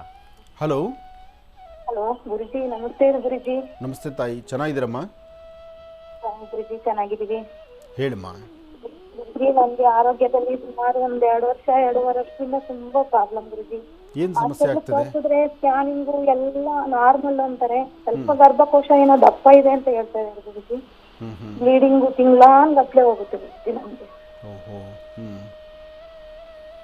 ಒಂದು ಕೆಲಸ ಮಾಡಮ್ಮ, ಹೆಣ್ಣುಮಕ್ಕಳ ಈ ಗರ್ಭಕ್ಕೆ ಸಂಬಂಧಪಟ್ಟ ಸಮಸ್ಯೆಗೆ ಒಂದು ಸೂಕ್ತವಾದಂಥ ಬಹಳ ನಿಮಗೆ ಆ ಸಮಸ್ಯೆಗೊಂದು ಆಗಿಂದಾಗಲೇ ಪರಿಹಾರ ಕೊಡುವಂಥ ಒಂದು ವನಸರಿ ಇದೆ, ಒಂದು ವನಮೂಲಿಕೆ ಇದೆ. ಅದರ ಸಹಾಯ ತಗೊಳ್ಬೋದು ನೀವು. ಆದರೂ ನಿಮ್ಮ ಸ್ವರತರಂಗ ಪ್ರಕಾರ ಈ ಸಮಸ್ಯೆಯನ್ನು ನರಳೋದು ಭಾಳ ಕಷ್ಟನೇ. ಯಾಕೆಂದರೆ ತಿಂಗಳೆಲ್ಲ ಈ ಥರ ಗರ್ಭಕ್ಕೆ ಸಂಬಂಧಪಟ್ಟ ನಿಮ್ಮ ಮಂತ್ಲಿ ಡೇಟ್ಸ್ದೇ ಕಂಟಿನ್ಯೂ ಆದರೆ ಯಾವುದಕ್ಕೂ ಕೆಲಸಕ್ಕೂ ಒಂದು ನೆಮ್ಮದಿ ಇರೋದಿಲ್ಲ. ಒಂಥರ ಎಲ್ಲದರಲ್ಲೂ ಒಂಥರ ಮುಜುಗರ ಉಂಟಾಗ್ತಾ ಇರುತ್ತೆ. ಯಾವುದ್ರ ಬಗ್ಗೆಯೂ ಇಂಟ್ರೆಸ್ಟ್ ಇರೋದಿಲ್ಲ. ಎಲ್ಲವೂ ಒಂಥರ ಅಸಡ್ಡಿತನದೆಲ್ಲ ಆಗೋಗ್ಬಿಡುತ್ತೆ. ಇದಕ್ಕೆ ಬೆಸ್ಟ್ ಐಡಿಯಾ ಅಂದರೆ ಈ ಮುಟ್ಟಿದ್ರೆ ಮುನಿ ಇದೆಯಲ್ಲಮ್ಮ, ಟಚ್ ಮಿ ನಾಟ್, ಗೊತ್ತಲ್ವ? ನೋಡಿದ್ದೀರಾ ಈ ಔಷಧಿ? ಇದ್ರ ಬಗ್ಗೆ ಏನಾದರೂ ನೀವು ಯಾವಾಗಾದ್ರೂ ಮಾಡಿದ್ದೀರಾ? ನಾನು ಹೇಳಿ ಇದು ಮುಟ್ಟಿದ್ರೆ ಮುನಿ ತಂದು ಅದರ ವರ್ಕ್ ಇದೆ. ಅದರ ಗುರುಜಿ, ನೀವು ಹೇಳೋದೆಲ್ಲ ಮಾಡ್ಬೇಕು ಅನ್ಸುತ್ತೆ ಗುರುಜಿ. ನಾನು ದೇವ್ರ ಮನೆಗೆ ಹೋಗಕ್ ಆಗಲ್ಲ ಗುರುಜಿ, ಏನ್ ಮಾಡ್ಲಿ ನಾನು? ಇದು ದೇವ್ರ ಮನೆಗೆ ಹೋಗೋ ಕೆಲಸ ಅಲ್ಲ. ಈ ಮುಟ್ಟಿದ್ರೆ ಮನಿ ಸೊಪ್ಪಿದೆಯಲ್ಲಮ್ಮ, ಸೊಪ್ಪನ್ನ ತಂದು ಚೆನ್ನಾಗಿ ಶುದ್ಧಿ ಮಾಡು. ಶುದ್ಧಿ ಮಾಡಿಬಿಟ್ಟು ಅದರ ರಸ ತೆಗಿ. ಆ ಎಲೆ ರಸ ತಗೊಂಡು ಒಂದು ಸ್ಪೂನ್ ಅಷ್ಟು ರಸವನ್ನು ಬೆಳಿಗ್ಗೆ ಬರೀ ಹೊಟ್ಟೆಗೆ ತಗೊಂಡು ಒಂದು ಅರ್ಧ ಗಂಟೆ 1 ಅವರ್ ಏನು ತಗೋಬೇಡ. ಬೇಕಾದ್ರೆ ಸ್ವಲ್ಪ ನೀರು ಕುಡಿ, ತಪ್ಪೇನಿಲ್ಲ. ಬಿಟ್ಟು ಬೇರೆ ಕಾಫಿ ಟೀ ಹಾಲು ತೊಗೊಳ್ಬಾರ್ದು. ಮತ್ತು ರಾತ್ರಿ ಹೊತ್ತು ಅಷ್ಟೇ ಮಲಗಕ್ಕೆ ಒಂದು ಅರ್ಧ ಗಂಟೆ ಮುಂಚೆ ಒಂದು ಸ್ವಲ್ಪ ಅದ್ರ ರಸ ತಗೋ. ಈ ಮುಟ್ಟಿದ್ರೆ ಮುನಿ ಸೊಪ್ಪು ನೀನು ಹಂಗೂ ಡೈರೆಕ್ಟಾಗಿ ತೊಗೋಬೋದು. ಅಥವಾ ನಿಮ್ಗೆ ಅದಕ್ಕೆ ಹಂಗಾಗಲ್ಲ ಅಂದರೆ ಸ್ವಲ್ಪ ನೀರಲ್ಲಿ ಹಾಕ್ಬಿಟ್ಟು ಕುದಿಸ್ಬಿಟ್ಟು ಆ ಕುದಿಸಿ ಆ ಮೇಲೆ ಇರ್ತಕ್ಕಂಥ ಎಲೆ ಅದರ ಕಡ್ಡಿಗಳು ಪಕ್ಕಕ್ಕೆ ಹಾಕ್ಬಿಟ್ಟು ಆ ನೀರು ಮಾತ್ರ ಕುಡಿ. ಈ ಥರ ಮಾಡಿದ್ರೆ ಗರ್ಭಕ್ಕೆ ಸಂಬಂಧಪಟ್ಟದ್ದು ನೋಡಿ, ಹೆಣ್ಣುಮಕ್ಕಳ ಗರ್ಭಕ್ಕೆ ಸಂಬಂಧಪಟ್ಟಂಥದ್ದು, ಗರ್ಭಾಶಯದಲ್ಲಿ ಆಗುವಂಥ ತೊಂದರೆಗಳು, ಮಂತ್ಲಿ ಡೇಟ್ಸು ದಿನೇ ದಿನೇ ಜಾಸ್ತಿ ಆಗ್ತಾ ಹೋಗುವಂಥದ್ದು, ತಿಂಗಳೆಲ್ಲ ನಿಮಗೆ ಒಂದು ಬಿಡಿಂಗ್ ಆಗುವಂಥದ್ದು, ಇಂತಹ ಸಮಸ್ಯೆಗಳಿದ್ದರೆ ಮುಟ್ಟಿದ್ರೆ ಮುನಿ ಟಚ್ ಮಿ ನಾಟು ನಂಬರ್ 1 ಮೆಡಿಷನ್ನು. ಅದರಿಂದ ತುಂಬ ಅನುಕೂಲ ಆಗುತ್ತೆ. ಅಥವಾ ಅಶೋಕಾರಿಷ್ಟ ಅಂತ ಬರುತ್ತೆ, ಅದನ್ನಾದರೂ ತೊಗೊಳ್ಳಿ. ಅಶೋಕಾರಿಷ್ಟದಲ್ಲೂ ಇದೇ ಔಷಧಿಗಳೇ ಅದರಲ್ಲಿ ಸೇರಿರುತ್ತೆ. ಆದರೆ ಇದು ಡೈರೆಕ್ಟಾಗಿ ತೊಗೊಳ್ಳೋದು ಒಂದು 5 ರಿಂದ 6 ದಿವಸ ತೊಗೊಳ್ಳೋಷ್ಟರೊಳಗೆ ಈ ಸಮಸ್ಯೆಯಿಂದ ಬೇಗ ಮುಕ್ತರಾಗ್ತೀರಿ. ಒಳ್ಳೆಯದಾಗಲಿ, ಶುಭವಾಗಲಿ. ಪದ್ಮಾರವರು ಬೆಂಗಳೂರಿನಿಂದ ಕಾರ್ಯಕ್ರಮಕ್ಕೆ ಕರೆ ಮಾಡಿದ್ರಮ್ಮ. ನಿಮ್ಮ ಆರೋಗ್ಯ ಸಮಸ್ಯೆಗಳು ಏನೂ ಇದ್ರೂ ಕೂಡ ಆದಷ್ಟು ಬೇಗ ನಿವಾರಣೆ ಆಗಲಿ ಅಂತ ನಾನು ಕೂಡ ಧನ್ವಂತರಿ ಮಹಾವಿಷ್ಣುವಿನಲ್ಲಿ ಪ್ರಾರ್ಥನೆಯನ್ನು ಮಾಡ್ತೇನೆ. ಒಳ್ಳೆಯದಾಗಲಿ, ಶುಭವಾಗಲಿ. ಇನ್ನು ಈಗ ಕಾರ್ಯಕ್ರಮದಲ್ಲಿ ಮತ್ತೊಂದು ಕರೆ ಸಿದ್ಧವಾಗಿದೆ, ಬನ್ನಿ ಸ್ವೀಕರಿಸೋಣ. ಹಲೋ. ಹಲೋ ಅಮ್ಮ, ನಮಸ್ತೆ. ಚೆನ್ನಾಗಿದ್ದೀರಾ? ಚೆನ್ನಾಗಿದ್ದೀನಿ ಸರ್, ನೀವು? ನಾನು ಕೂಡ ಚೆನ್ನಾಗಿದ್ದೀನಮ್ಮ. ಎಲ್ಲಿಂದ ಕರೆ ಮಾಡ್ತಿದ್ದೀರಿ? ಬ್ಯಾಂಗ್ಳೂರಿಂದ ಸರ್. ಬೆಂಗಳೂರಿಂದಾನೆ. ಅಮ್ಮ, ತಮ್ಮ ಹೆಸರು? ಅಶ್ವಿನಿ ಅಂತ. ಅಶ್ವಿನಿ ಅಂತ ಹೇಳಿ. ಗುರುಜಿಯವರು ನಮ್ಮ ಜೊತೆ ಇದ್ದಾರೆ, ಮಾತಾಡಿಮ್ಮ. ಹಲೋ. ಹಲೋ ಸರ್, ನಮಸ್ತೆ. ನಮಸ್ತೆ ತಾಯಿ, ಹೇಳಮ್ಮ. ಚೆನ್ನಾಗಿದ್ದೀರಾ ಸರ್? ಚೆನ್ನಾಗಿದ್ದೀನಮ್ಮ, ನೀವು ಚೆನ್ನಾಗಿದ್ದೀರಾ ತಾಯಿ? ಚೆನ್ನಾಗಿದ್ದೀನಿ. ಹೇಳಮ್ಮ. ನಂದು ನಮ್ಮ ಅಪ್ಪಂದು ಜಮೀನ್ ಬಗ್ಗೆ ಮತ್ತೆ ನನ್ನ ಮದುವೆ ಬಗ್ಗೆ ಕೇಳಬೇಕಿತ್ತು. ಹೇಳಮ್ಮ. ಇವಾಗ 24 ಇಯರ್ಸು. ಮತ್ತೆ ಈಗ ನಮ್ಮ ಅಪ್ಪಂದು ಜಮೀನು ಕೇಸಲ್ಲಿದೆ. ಇರಲಿ, ಈಗ ಮದುವೆ ಅಲ್ಲಮ್ಮ, ಅದು ಕೇಸ್ದು ಆಮೇಲೆ ನೋಡೋಣ. ಈಗ ನಿನ್ನ ಮದುವೆ ಪ್ರಯತ್ನ ಮಾಡ್ತಿದ್ದಾರಾ? ನಿನ್ನ ವಿದ್ಯಾಭ್ಯಾಸ ಏನು ಮಾಡಿದ್ಯಾ? ಇಲ್ಲ ಸರ್, ಅದೇ ಜಮೀನ್ದು ಅಮೌಂಟ್ ಬಂದ್ಮೇಲೆ ಒಟ್ಟಿಗೆ ಮಾಡೋಣ ಅಂತ ಅನ್ಕೊಂಡಿದ್ದಾರೆ. ಹಾಂ, ಈಗ ಜಮೀನು ಕೇಸಲ್ಲಿದ್ದು ಕೇಸು ಡಿಸೈಡ್ ಆಗಿ ಅದು ಜಮೀನು ನಿಮ್ಮ ಕೈಲಿ ಸೇರಿ ನೀವು ಪುನಃ ಅದನ್ನು ವ್ಯಾಪಾರಕ್ಕಿಟ್ಟು ನಿಮಗೆ ಬೇಕಾಗಿರುವಂಥ ಒಳ್ಳೆ ರೇಟ್ ನಿಮಗೆ ಬಂದು ಅದರಿಂದ ದುಡ್ಡು ಬಂದು ನಿನ್ನ ಮದುವೆ ಮಾಡಬೇಕು. ಹೌದು ಸರ್. ಬಹುಶಃ ಮದುವೆ ಆ ಒಂದು ಇದೆಲ್ಲ ಈ ಪ್ರೋಸೆಸ್ ಮುಗಿದು ನೀನು ಮದುವೆ ಆಗೋ ತನಕ ಅಂದರೆ ಎಷ್ಟು ಸಮಯ ಆಗ್ಬೋದು ಗೊತ್ತಮ್ಮ? ಸರ್ ಅಂದ್ರೆ ಎಲ್ಲ ಒಪ್ಕೊಂಡಿದ್ದಾರೆ, ಒಬ್ರು ಮಾತ್ರ ಒಪ್ಕೊಂಡಿಲ್ಲ ಅಷ್ಟೇ. ಅವರು ಒಬ್ರು ಒಪ್ಕೊಂಡ್ರೆ ಮಾಡ್ಬೇಕು ಅಂತ ಈ ಕೋರ್ಟಲ್ಲಿರ್ತಕ್ಕಂಥ ಕೇಸು ಅಲ್ಲಿ ಡಿಸೈಡ್ ಆಗೋ ತನಕ, ಕೋರ್ಟಿಂದ ಆಚೆ ಬರೋ ತನಕ ಇದನ್ನು ಮಾರ್ಲಿಕ್ಕೆ ಆಗುತ್ತಮ್ಮ? ಆ ಥರ ಅನ್ಕೊಂಡಿದ್ದಾರೆ ಸರ್, ಗೊತ್ತಿಲ್ಲ ಅದು ನನಗೆ. ಹೇಗಾಗುತ್ತೆ ತಾಯಿ, ಯೋಚನೆ ಮಾಡು. ಒಂದು ಸತಿ ಕೋರ್ಟ್ ಮೆಟ್ಲು ಹತ್ತಿಬಿಟ್ಟೆ ನೀವು ಕಾಂಪ್ರಮೈಸ್ ಮಾಡಿಕೊಂಡ್ರು ಅದರ ಪ್ರೋಸೆಸ್ ಏನಿದೆ ಅದೆಲ್ಲ ಮಾಡಿ ಮುಗಿಸಿದ ಮೇಲೇ ನಂತರ ನೀವು ಅದನ್ನು ಏನಾದ್ರು ಸ್ವಂತ ವ್ಯಾಪಾರ ಮಾಡ್ಬೋದು. ನೋಡಿ, ಕೋರ್ಟು ನಮ್ಮನ್ನು ಕೈ ಬಿಸಿ ಕರೆಯಲ್ಲ, ನಾವೇ ಕೋರ್ಟ್ ಮೆಟ್ಲನ್ನ ಹತ್ಕೊಂಡು ಹೋಗ್ತೀವಿ. ಕೋರ್ಟ್ ಮೆಟ್ಲು ಹತ್ಕೊಂಡು ಹೋದ್ಮೇಲೆ ಅಲ್ಲಿ ನಾವು ಅವ್ರ ಜೊತೆ ಸೇರಿದ ಮೇಲೆ ಅವರು ನಮಗೆ ಸಹಾಯಕ್ಕೆ ನಾವು ತೊಗೊಳ್ಳೋದು ಅಥವಾ ನಮ್ಮ ಹಣೆ ಬಾರಕ್ಕೆ ಅಲ್ಲಿ ಹೋಗಿ ಸಿಕ್ಕಾಕೊಂಡ್ಮೇಲೆ ಅಲ್ಲಿನ ಕಷ್ಟ ಸುಖಗಳೇನಿದೆಯೋ, ಅಲ್ಲಿಂದ ಸಾಧಕ ಬಾಧಕಗಳೇನಿದೆಯೋ, ಅಲ್ಲಿ ನಡಿಬೇಕಾಗಿರ್ತಕ್ಕಂಥ ಪ್ರೋಸೆಸ್ ಏನಿದೆಯೋ ಅದೆಲ್ಲ ಕಂಪ್ಲೀಟ್ ಆಗೋದು ಹೊರತು ನೀವೇನೂ ಮಾಡಲಿಕ್ಕಾಗಲ್ಲ. ಒಂದೇ ಮಾತಲ್ಲಿ ಹೇಳ್ಬೋದಾದರೆ, ನಮ್ಮ ಜುಟ್ಟು ಜನವಾರ ತೆಗೆದುಕೊಂಡಾಗ ಅಲ್ಲಿಟ್ಟು ನಾವು ಬೇಕು ಬಂದಾಗ ನಾವು ಸಡನ್ನಾಗಿ ಚೇಂಜ್ ಮಾಡ್ತೀವಿ, ಸಡನ್ನಾಗಿ ನಮ್ಮ ಬದಲಾವಣೆ ತೊಗೊಳ್ತೀವಿ ಅಂದರೆ ಅದಾಗೋಲ್ಲ. ಯಾಕೆ ಅಂದರೆ ಒಬ್ಬರ ಹಿರಿಯರ ಮುಂದೆ ಕೂತ್ಕೊಂಡಾಗ ಅಲ್ಲಿನ ನ್ಯಾಯ ನೀತಿಗಳನ್ನು ಸರಿಯಾದ ರೀತಿ ನಾವು ಚಿಂತನೆ ಮಾಡಲೇಬೇಕು. ಅದು ಈ ಸಂವಿಧಾನ. ಅದಕ್ಕೋಸ್ಕರ ನಾನು ಹೇಳೋದಮ್ಮ, ದುಡುಕಿ ಈ ಥರ ಒಂದು ಬೇರೆ ನಿರ್ಧಾರ ಬರೋದಕ್ಕಿಂತ ನಿನ್ನ ಮದುವೆ ಅಂತ ಪ್ರಯತ್ನ ಪಟ್ಟರೆ ಮದುವೆ ಆಗೋಗಲಿ. ಅಥವಾ ಈ ಭೂಮಿಗೆ ಸಂಬಂಧಪಡ್ತಕ್ಕಂಥದ್ದಾದರೆ ನೀವು ಕೇಸ್ ಹಾಕಿರ್ತಕ್ಕಂಥವ್ರು, ಕೇಸು ನಡೆಸ್ತಾ ಇರೋರು ಇಬ್ಬರೂ ಸೇರಿ ಸಮಂಜಸವಾಗಿ ಕೂತ್ಕೊಂಡು ಒಂದು ದಿವಸ ಹೋಗಿ ಜಡ್ಜ್ ಮುಂದೆ ಕೂತ್ಕೊಂಡು ನ್ಯಾಯಾಧೀಶರ ಮುಂದೆ ಅದನ್ನು ಸರಿಯಾದ ರೀತಿ ನಾವು ಇಲ್ಲೇ ತೀರ್ಮಾನ ಮಾಡ್ಕೊಳ್ತೀವಿ, ನಾವು ಅನುಕೂಲವಾಗಿ ಸಿದ್ಧಪಡಿಸ್ಕೊಳ್ತೀವಿ, ನಮಗೆ ಇದ್ರ ಬಗ್ಗೆ ನಮ್ಗೆ ಕ್ಲಿಯರ್ ಮಾಡಿಕೊಡಿ ಅಂತೇಳಿ ಅಲ್ಲಿಂದ ಅದಕ್ಕೆ ಬೇಕಾದಂಥ ರೀತಿ ಪೇಪರ್ಗಳನ್ನ ಬಿಡುಗಡೆ ಆದ ಮೇಲೆ ನೀವು ಇದನ್ನು ಮಾರಾಟಕ್ಕೆ ಬರುತ್ತೆ. ಅಥವಾ ನೀವು ಇಬ್ಬರೂ ಸೇರಿ ಮಾಡಿಕೊಂಡು ಯಾರು ವ್ಯಾಪಾರ ಮಾಡ್ಕೊಳ್ತಾರೋ ತೊಗೊಳ್ತಾರಲ್ಲ ಅವ್ರು ನಿಮಗೆ ದುಡ್ಡು ಕೊಡ್ಬೋದು, ಅವರ ನಂಬಿಕೆ ಮೇಲೆ ಧೈರ್ಯದಿಂದ. ಏನೇ ಆದರೂ ಅದು ಕಷ್ಟ, ಇದಾಗದ ಹೊರತು ಅದಾಗಲ್ಲ. ಯೋಚನೆ ಮಾಡಿ. ಕೊಡಮ್ಮ. ಹಲೋ, ನಮಸ್ತೆ ಗುರುಗಳೇ. ನಮಸ್ತೆ ರಾಯರೇ. ಮಗಳು ಮದುವೆ ವಿಚಾರ ಬಂತು, ಜೊತೆಗೆ ಜಮೀನು ಕೋರ್ಟ್ ವಿಚಾರ ಬಂತು. ಕೋರ್ಟಲ್ಲಿ ಇರ್ತಕ್ಕಂಥ ಜಮೀನು ಕ್ಲಿಯರ್ ಆಗಿ ಆಚೆ ಬರೆದೊತ್ತು ನೀವು ವ್ಯಾಪಾರ ಮಾಡ್ಲಿಕ್ಕೆ ಆಗೋದಿಲ್ಲ. ಆದಷ್ಟು ಬೇಗ ಅದು ಮಾಡ್ಕೊಳ್ಳಿ. ಅದನ್ನು ಮುಗಿಸ್ಕೊಂಡು ಮಗಳ ಮದುವೆ ಆದಷ್ಟು ಬೇಗ ಮಾಡಿ. ಈಗ 24 ಅಂದರೆ ನೀವು ಇದನ್ನೇನಾದ್ರು ಸ್ವಲ್ಪ ಡಿಲೇ ಮಾಡ್ಕೊಂಡು ಹೋದರೆ 27 ಆದರೂ ಮದುವೆ ಆಗಲ್ಲ. ಹಾಗೆ ಮಾಡೋಕ್ಕೆ ಹೋಗಬೇಡಿ. ಅವಳು ಮದುವೆಗೂ ಈ ಜಮೀನಿಗೂ ಮಧ್ಯೆ ಒಂದು ಲಿಂಕ್ ಮಾಡೋದು ಬೇಡ. ಆದಷ್ಟು ಬೇಗ ಅವಳು ಮದುವೆ ಆಗಲಿ. ಮದುವೆ ಆಗಲಿಕ್ಕೋಸ್ಕರ 4 ಅಥವಾ 5 ಮಂಗಳವಾರ ಸುಬ್ರಹ್ಮಣ್ಯೇಶ್ವರನ ಪ್ರಾರ್ಥನೆ ಮಾಡಿ, ಒಂದು ಕೆಂಪು ವಸ್ತ್ರದಲ್ಲಿ 2 ಅಡಿ ತೊಗರಿಬೇಳೆನ ಗಂಟು ಕಟ್ಟಿಸಿ ಅದನ್ನು ದೇವರ ತಟ್ಟು ಪ್ರಾರ್ಥನೆ ಮಾಡಿ ಸುಬ್ರಹ್ಮಣ್ಯೇಶ್ವರ ಸಾನ್ನಿಧ್ಯ ಕೊಟ್ಟು ಬರೋಕ್ಕೆ ಹೇಳಿ. ಇದೇ ಸಮಯದಲ್ಲಿ ಆಂಜನೇಯ ಸ್ವಾಮಿನ ಪ್ರಾರ್ಥನೆ ಮಾಡೋದ್ರಿಂದ ಆ ಹೆಣ್ಣುಮಗಳ ಜಾತಕದಲ್ಲಿ ಗುರುಬಲ ಬರುತ್ತೆ. ಆದಷ್ಟು ಬೇಗ ಅವಳು ವಿವಾಹ ಆಗುತ್ತೆ. ಒಳ್ಳೆಯದಾಗಲಿ. ಇನ್ನು ಬಹಳ ವಿಶೇಷವಾಗಿ ಇಂದಿನ ಭಾಗದಲ್ಲಿ ವೃಶ್ಚಿಕ ರಾಶಿವರೆಗೂ ಕೂಡ ರಾಶಿಫಲಗಳನ್ನ ತಿಳ್ಕೊಂಡಿದ್ವಿ. ಇನ್ನು ಈಗ ಧನುರ್ ರಾಶಿಯಿಂದ ರಾಶಿಫಲಗಳನ್ನು ಮುಂದುವರಿಸೋಣ. ಗುರುಗಳೇ, ಇನ್ನು ಧನುರ್ ರಾಶಿಯಿಂದ ರಾಶಿಫಲಗಳನ್ನು ಮುಂದುವರಿಸೋಣ. ಖಂಡಿತ. ಇನ್ನು ಧನುರಾಶಿ. ಧನುರಾಶಿ ಧನುರ್ಲಗ್ನ. ಧನುರಾಶಿ ಧನುರ್ಲಗ್ನದಲ್ಲಿರ್ತಕ್ಕಂಥವ್ರಿಗೆ ಆರೋಗ್ಯದಲ್ಲಿ ಸಣ್ಣ ಪುಟ್ಟ ವ್ಯತ್ಯಾಸ ಆಗ್ಬೋದು, ಮನಸ್ಸು ನೆಮ್ಮದಿಲ್ದಿರ ಆಗ್ಬೋದು, ಕೆಲಸ ಕಾರ್ಯಗಳಲ್ಲಿ ಸ್ವಲ್ಪ ಅಡ್ಡಿ ಆತಂಕ ಆಗ್ಬೋದು, ಕೆಲಸದ ಪ್ರಾರಂಭ ಕ್ಷಣದಲ್ಲೇ ಈ ಕೆಲಸ ಆಗುತ್ತೋ ಇಲ್ವೋ ಎಂಬತಕ್ಕಂಥ ಕನ್ಫ್ಯೂಷನ್ ಇರ್ಬೋದು. ಆದರೆ ನೀವು ಎಲ್ಲವನ್ನೂ ಮೀರಿ ನಿಮ್ಮ ಮನೆ ದೇವರ ಪ್ರಾರ್ಥನೆ ಮಾಡಿ, ಮನೆಯಲ್ಲಿರ್ತಕ್ಕಂಥ ನಿಮ್ಮ ಮಾತಾಪಿತೃಗಳಿಗೆ ತಂದೆ ತಾಯಿ ಪಾದ ಮುಟ್ಟಿ ನಮಸ್ಕಾರ ಮಾಡಿಕೊಂಡು, ಅದಾದ ನಂತರ ಸಣ್ಣ ಪುಟ್ಟ ಮಕ್ಕಳಿಗೆ ಏನಾದರೂ ತಿಂಡಿ ತಿನಿಸು ಕೊಟ್ಟು ಸೂರ್ಯ ನಮಸ್ಕಾರ ಮಾಡಿಕೊಂಡು ಆಚೆ ಹೊರಟಿದ್ದೆ ಆದರೆ ನಿಮ್ಮ ಮನಸ್ಸಲ್ಲಿರ್ತಕ್ಕಂಥ ಕನ್ಫ್ಯೂಷನ್ಸ್ ಇದೆಯಲ್ಲ, ನಿಮ್ಮ ಮನಸ್ಸಲ್ಲಿರ್ತಕ್ಕಂಥ ದ್ವಂದ್ವ ಚಿಂತನೆ ಇದೆಯಲ್ಲ, ಎಲ್ಲವನ್ನೂ ದೂರ ಮಾಡ್ಕೋಬೋದು. ಇವತ್ತು ನಿಮ್ಮ ಫಲಾಫಲಗಳಲ್ಲಿ ಏನಾದರೂ ಒಂದು ಬದಲಾವಣೆ ತಂದುಕೊಂಡು ಹೆಚ್ಚಿನ ಅದೃಷ್ಟವನ್ನು ತಾವು ಸಿದ್ಧಿಪಡಿಸ್ಕೊಳ್ಬೇಕಾದ್ರೆ ಒಳ್ಳೆ ಮನಸ್ಸಿನಿಂದ ತಾವು ಏನು ಚಿಂತನೆ ಮಾಡ್ತೀರೋ ಅದನ್ನು ಖಂಡಿತ ಕಾರ್ಯಸಿದ್ಧಿ ಮಾಡ್ಕೊಳ್ತೀರಿ. ಇದರ ಜೊತೆಗೆ ನೀವು ಮಾಡಬೇಕಾಗಿರ್ತಕ್ಕಂಥದ್ದು ಮಧ್ಯಾಹ್ನ ಸರಿಸುಮಾರು 12ರಿಂದ 12 ಗಂಟೆ 45 ನಿಮಿಷ. 12ರಿಂದ 12:45 ಬಹಳ ಅದೃಷ್ಟ ಇರತಕ್ಕಂಥ ಕಾಲ.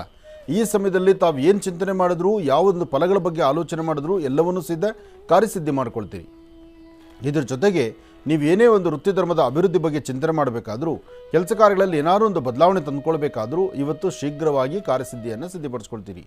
ಇದರ ಮಧ್ಯದಲ್ಲಿ ನೀವು ಮಾಡಬೇಕಾದ್ದು ದುರ್ಗಾ ಪರಮೇಶ್ವರಿಯ ಪ್ರಾರ್ಥನೆ. ಓಂ ದುಂ ದುರ್ಗಾಯೇ ನಮಃ, ಓಂ ದುಂ ದುರ್ಗಾಯೇ ನಮಃ, ಓಂ ದುಂ ದುರ್ಗಾಯೇ ನಮಃ. ಈ ಒಂದು ದುರ್ಗಾ ಮಂತ್ರವನ್ನು ಪಠನೆ ಮಾಡಿ. ಹಾಗೆ ಪ್ರದೋಷ ಕಾಲದಲ್ಲಿ ಧನುರಾಶಿಯಲ್ಲಿರ್ತಕ್ಕಂಥವರು ಹಳದಿ ವಸ್ತ್ರ, ಹಳದಿ ಹೂವು, ಜೊತೆಗೆ ಒಂದಿಷ್ಟು ಭಸ್ಮ ಇಂಥದ್ದನ್ನು ಶಿವಮಂದಿರದಲ್ಲಿ ಕೊಟ್ಟು ಒಂದು ಪ್ರಾರ್ಥನೆ ಮಾಡ್ತಕ್ಕಂಥದ್ದು ಬಹಳ ಉತ್ತಮ. ಇದೇ ಸಮಯದಲ್ಲಿ ಶಿವಮಂದಿರಕ್ಕೆ ಒಂದಷ್ಟು ಕಡಲೆಕಾಳನ್ನು ತೆಗೆದುಕೊಂಡು ಕೊಟ್ಟು ಪ್ರಾರ್ಥನೆ ಮಾಡೋದ್ರಿಂದ ಕಡಲೆಕಾಳು ಅಥವಾ ಕಡಲೆಬೇಳೆ ಇದು ಮತ್ತಷ್ಟು ಅದೃಷ್ಟವನ್ನು ತಾವು ಸಿದ್ಧಪಡಿಸ್ಕೊಳ್ತೀರಿ. ಒಳ್ಳೆಯದಾಗಲಿ. ಇನ್ನು ಮಕರ ರಾಶಿ. ಮಕರ ರಾಶಿ ಮಕರ ಲಗ್ನದಲ್ಲಿರ್ತಕ್ಕಂಥವ್ರಿಗೆ ಚಂದ್ರನ ಆಸ್ಥಾನ ಚೆನ್ನಾಗಿದ್ದು ಗುರುವಿನ ಅನುಗ್ರಹ ಇದೆ. ಇಷ್ಟಾರ್ಥವನ್ನು ಸಿದ್ಧಪಡಿಸ್ಕೊಳ್ತಕ್ಕಂಥ ಯೋಗ ಫಲ ಇದೆ. ಯಾವುದೇ ಕೆಲಸ ಮಾಡಬೇಕಾದ್ರೂ ಸ್ವಲ್ಪ ತಾಳ್ಮೆ ಬೇಕಾಗತ್ತೆ. ತಾಳ್ಮೆ ಇದ್ದರೆ ಎಲ್ಲ ಕೆಲಸ ಆದಂಗೆನೆ. ತಾಳಿದವನು ಬಾಳಿ ಅನ್ನೋ ಅಂತಾರಲ್ಲ, ಹಾಗೆ ತಾಳ್ಮೆಯಿಂದ ವರ್ತನೆ ಮಾಡಿ. ಅದರ ಫಲಗಳನ್ನು ಸಿದ್ಧಿಪಡಿಸ್ಕೊಳ್ತೀರಿ. ಹಾಗೆ ಇವತ್ತು ನೀವು ಮಾಡಬೇಕಾಗಿರ್ತಕ್ಕಂತಹ ನಿಮ್ಮ ವೃತ್ತಿ ಧರ್ಮದ ಅಭಿವೃದ್ಧಿ ಬಗ್ಗೆ ತಾವು ಏನು ಚಿಂತನೆ ಮಾಡ್ತೀರೋ ಆ ಚಿಂತನೆಯನ್ನು ಸರಿಯಾದ ರೀತಿ ಮಾಡಿ. ಹಾಗೆ ಇವತ್ತಿನ ದಿವಸ ಇನ್ನೊಂದು ವಿಶೇಷ, ಇವತ್ತು ನೀವು ಮಾಡಬೇಕಾಗಿದ್ದು ಶಿವಮಂದಿರಕ್ಕೆ ಬರ್ತಕ್ಕಂಥದ್ದು, ಅಲ್ಲಿ ಗೋಕ್ಷೀರವನ್ನು ಹಸುವಿನ ಹಾಲನ್ನು ಕೊಡ್ತಕ್ಕಂಥದ್ದು. ಸಾಧ್ಯವಾದಷ್ಟು ಇವತ್ತು ಶಿವ ಸಾನ್ನಿಧ್ಯಕ್ಕೆ ಬಂದಾಗ ಶ್ರದ್ಧೆಯಿಂದ ಭಕ್ತಿಯಿಂದ ಭಗವಂತನ ಪ್ರಾರ್ಥನೆ ಮಾಡಿ.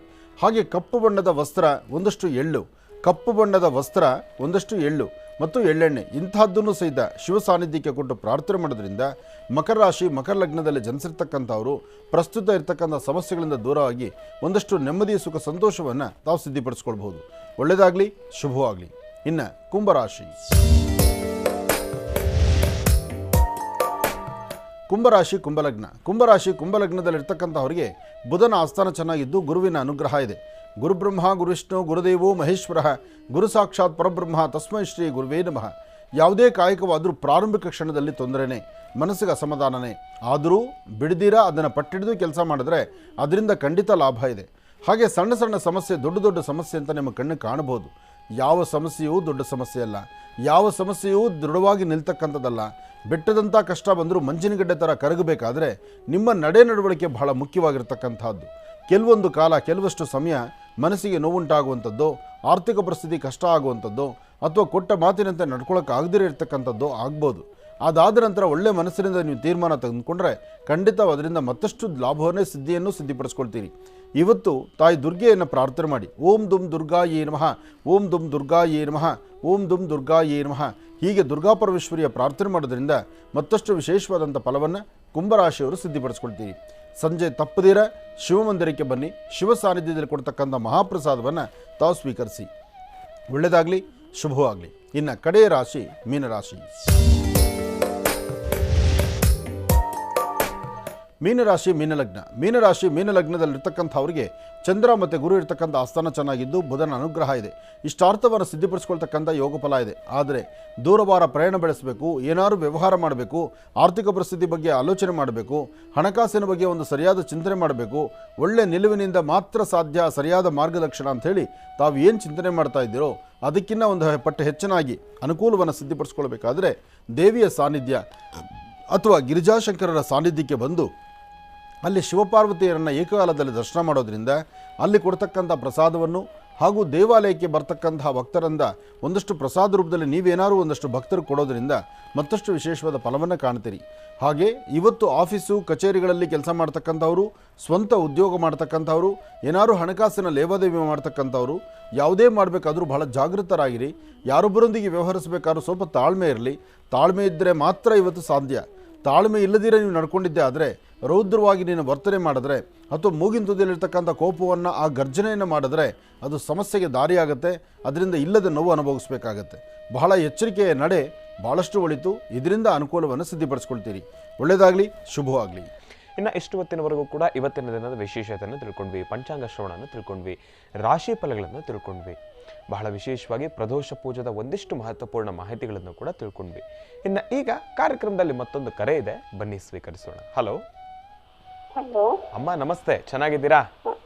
ನಮಸ್ತೆ ಗದ್ದೆ, ನೀವು ಚೆನ್ನಾಗಿದ್ದೀರಾ? ನಾನು ಕೂಡ ಚೆನ್ನಾಗಿದ್ದೀನಮ್ಮ. ಎಲ್ಲಿಂದ ಕರೆ ಮಾಡ್ತಿದ್ದೀರಿ? ಇದು ಚಿತ್ರದುರ್ಗದಿಂದ ಬರೋದು. ಎಲ್ಲಿಂದ ಅಮ್ಮ? ಚಿತ್ರದುರ್ಗ ಇಂದ. ಅಮ್ಮ, ತಮ್ಮ ಹೆಸರು?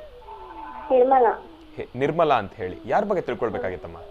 ಇದು ನಮ್ಮ ಬಗ್ಗೆ ತಿಳ್ಕೊಳ್ಬೇಕಾಗಿತ್ತು. ಆಯ್ತು ತಾಯಿ, ಗುರುಜಿ ಅವ್ರು ನಮ್ಮ ಜೊತೆ ಇದ್ದಾರೆ, ಮಾತಾಡಿಮ್ಮ. ಹಲೋ, ನಮಸ್ತೆ ಗುರುಜಿ, ಚೆನ್ನಾಗಿದ್ದೀರಾ? ಚೆನ್ನಾಗಿದ್ದೀರಮ್ಮ, ನೀವು ಚೆನ್ನಾಗಿದ್ದೀರಾ ತಾಯಿ? ಹಾ, ಚೆನ್ನಾಗಿದ್ದೀನಿ. ಹೇಳಿಮ್ಮ. ಇದು ನಮ್ಮ ಡಿಸೆಂಬರ್ ಅಲ್ಲಿ 5ನೇ ತಾರೀಕಿಗೆ ಮದುವೆ ಆಗಿತ್ತು ಗುರುಜಿ, 9 ಆ ಟೈಮಲ್ಲಿ ನಮ್ಮ ಮನೇಲಿ ಒಂದು ಬಿಕ್ಸ್ ಹಾಕಿದ್ವಿ. ಅದಕ್ಕೆ ಸ್ವಲ್ಪ ಹುಷಾರಿಲ್ಲ, 1 ವಾರ ಆಯ್ತು. ಆದ್ರೆ ಅದನ್ನ ಮಾಡಿ ಮೇಲೆ ಬಿಟ್ಟಿದ್ವಿ. ನಾವೆಲ್ಲ ತೋಟದಲ್ಲಿ ಇದ್ದಾಗ ಅದು ಮಾಡಿ ಮೇಲಿಂದ ಬಿದ್ದು ಸತ್ತ ಇದೆ ಗುರುಜಿ. ಅದರಿಂದ ಏನಾದ್ರು ದೋಷ ಏನಾದ್ರು ಇದೆಯಾ? ನೀವು ಸಾಕಿರ್ತಕ್ಕಂಥ ಬೆಕ್ಕು ಆರೋಗ್ಯ ಸರಿ ಇಲ್ದಿರ ಇದ್ದಂಥ ಬೆಕ್ಕು ನಿನ್ನ ಮದುವೆ ಸಮಯದಲ್ಲಿ ಮೇಲಿಂದ ಬಿದ್ದು ಸತ್ತೋಗಿದೆ. ಹಾ ಗುರುಜಿ, ಮೇಲ್ ಬಿಟ್ಟಿದ್ವಿ, ಎಲ್ಲರಲ್ಲಿ ಇದ್ವು. ಅದ್ ಮೇಲಿಂದ ಬಿದ್ದು ಸತ್ತೋಗಿದೆ. ಮದುವೆ ಟೈಮಲ್ಲಿ ಸತ್ತೋಗಿದೆ, ಮುಹೂರ್ತ ಟೈಮಲ್ಲಿ. ಅದು ಮುಹೂರ್ತ ಟೈಮ್ನಲ್ಲೇ ಹೋಗಿದೆ ಅಂತ ನಿನಗೆ ಹಿಂಗಮ್ಮ ಗೊತ್ತು? ಅಂದ್ರೆ ನಾವು ತೋಟದಲ್ಲಿ ಇದ್ವ, ನಮ್ಮಣ್ಣ ಮನೇಲಿ ಬಂದಿದ್ರ, ಅದು ಅದ್ರೊಳಗೇನೆ ಸತ್ತೋಗಿದೆ. ಅವಾಗ ಗಾಡಿ ಬಂದಿದೆ, ಗಾಡಿ ಒಳಗೆ ಹಾಕಿದ್ರು ಅವರು. ಕರೆಕ್ಟು. ಸತ್ತ ಮೇಲೆ ಸತ್ತಿರೋ ಸಮಯ ನಿಮಗೆ ಗೊತ್ತಿಲ್ಲ. ಆಮೇಲೆ ಬೆಕ್ಕು ಆರೋಗ್ಯ ಸರಿಯಿಲ್ಲ ಅಂತ ನೀವೇ ಹೇಳ್ತಾ ಇದ್ದೀರಿ. ಹಾಗಿದ್ದ ಮೇಲೆ ಅದು ದೋಷ ಹೇಗಾಗತ್ತೆ? ಅದರ ಸಾವಿನ ಕ್ಷಣ ಆ ಟೈಮ್ ಬಂದುಬಿಟ್ಟಿರುತ್ತೆ, ಮುಹೂರ್ತ ಬಂದಾಯಿತು, ಅದು ಹೋಗಾಯಿತು. ಅದಕ್ಕೆ ದೋಷ ಅಂತ ಬರೋದಿಲ್ಲ, ಹೌದಾ ಗುರೂಜಿ? ಅದು ದೋಷ ಬರೋದಿಲ್ಲ. ಇಲ್ಲದ ಸಮಸ್ಯೆಯನ್ನು ನೀವು ಹೆಗಲ ಮೇಲೆ ಹಾಕ್ಕೋಬೇಡಿ. ಇಲ್ಲದಂಥ ರೀತಿ ಇದನ್ನು ಮಾತಾಡಿ, ಇದನ್ನು ಪ್ರಸ್ತಾವನೆ ಮಾಡಿ, ಇದನ್ನು ತಿರುಗಿ ಎಲ್ಲೋ ಶಾಸ್ತ್ರ ಕೇಳೋಕ್ಕೆ ಹೋಗಿ ಅಲ್ಲ ಅವ್ರು ಇನ್ನೊಂದು ಹೇಳಿ ಅದಕ್ಕೆ ಇನ್ನೊಂದು ಪರಿಹಾರ ಅಂತ ಹೇಳಿ ಅದನ್ನು ನಿನ್ನ ಗಂಡನ ಮನೆಯಲ್ಲಿ ಗೊತ್ತಾಗಿ, ಓ ಅಲ್ಲಿ ಬೆಕ್ಕು ಸಾಯೋ ಟೈಮು ನಿನ್ನ ಮದುವೆ ಆದ ತಕ್ಷಣ ಬೆಕ್ಕು ಸತ್ತೋಯ್ತು, ಏನಪ್ಪ ನನ್ನ ಟೈಮು ಅಂತೇಳಿ ಆಮೇಲೆ ಅವರು ಅದನ್ನು ತಲೆ ಕೆಡಿಸ್ಕೊಂಡು ಪ್ರತಿ ದಿವಸ ಸಾಯಂಕಾಲ 6 ಗಂಟೆ ಅಂಗಡಿ ಓಪನ್ ಆಗೋ ಜಾಗಕ್ಕೆ ಹೋಗಿ ಯಾಕಮ್ಮ ಬೇಕು? ಯಾರು ಏನೂ ಹೇಳಿಲ್ಲ ಗುರೂಜಿ. ಅದು ನನಗೆ ಒಂಥರ ಮನಸ್ಸಿಗೆ ಬೇಜಾರಾಗೋದು, ಏನಿರ್ಬೋದು ಅಂತ ನಿಮ್ಗೆ ಕೇಳೋಣ ಅಂತ ಅಲ್ಲಿಂದ ಇಲ್ಲಿವರು ಮಾಡ್ತಾನೆ ಇದ್ದೆ, ಫೋನ್ ಮಾಡ್ತಾ ಇದ್ದೆ. ಅದು ಇವತ್ತು ಸಿಕ್ಕಿದೆ ಗುರೂಜಿ. ಇವತ್ತು ಎಲ್ಲ ಅದನ್ನು ಮನಸ್ಸಿಂದ ತೆಗೆದು ಹಾಕ್ಬಿಡು. ಇನ್ನು ಇಲ್ಲಿಂದ ಆಚೆಗೆ ಅದನ್ನು ಮನಸ್ಸಲ್ಲಿ ಇಟ್ಕೊಳ್ಳೋಕೆ ಹೋಗಬೇಡ, ಆಯ್ತಮ್ಮ?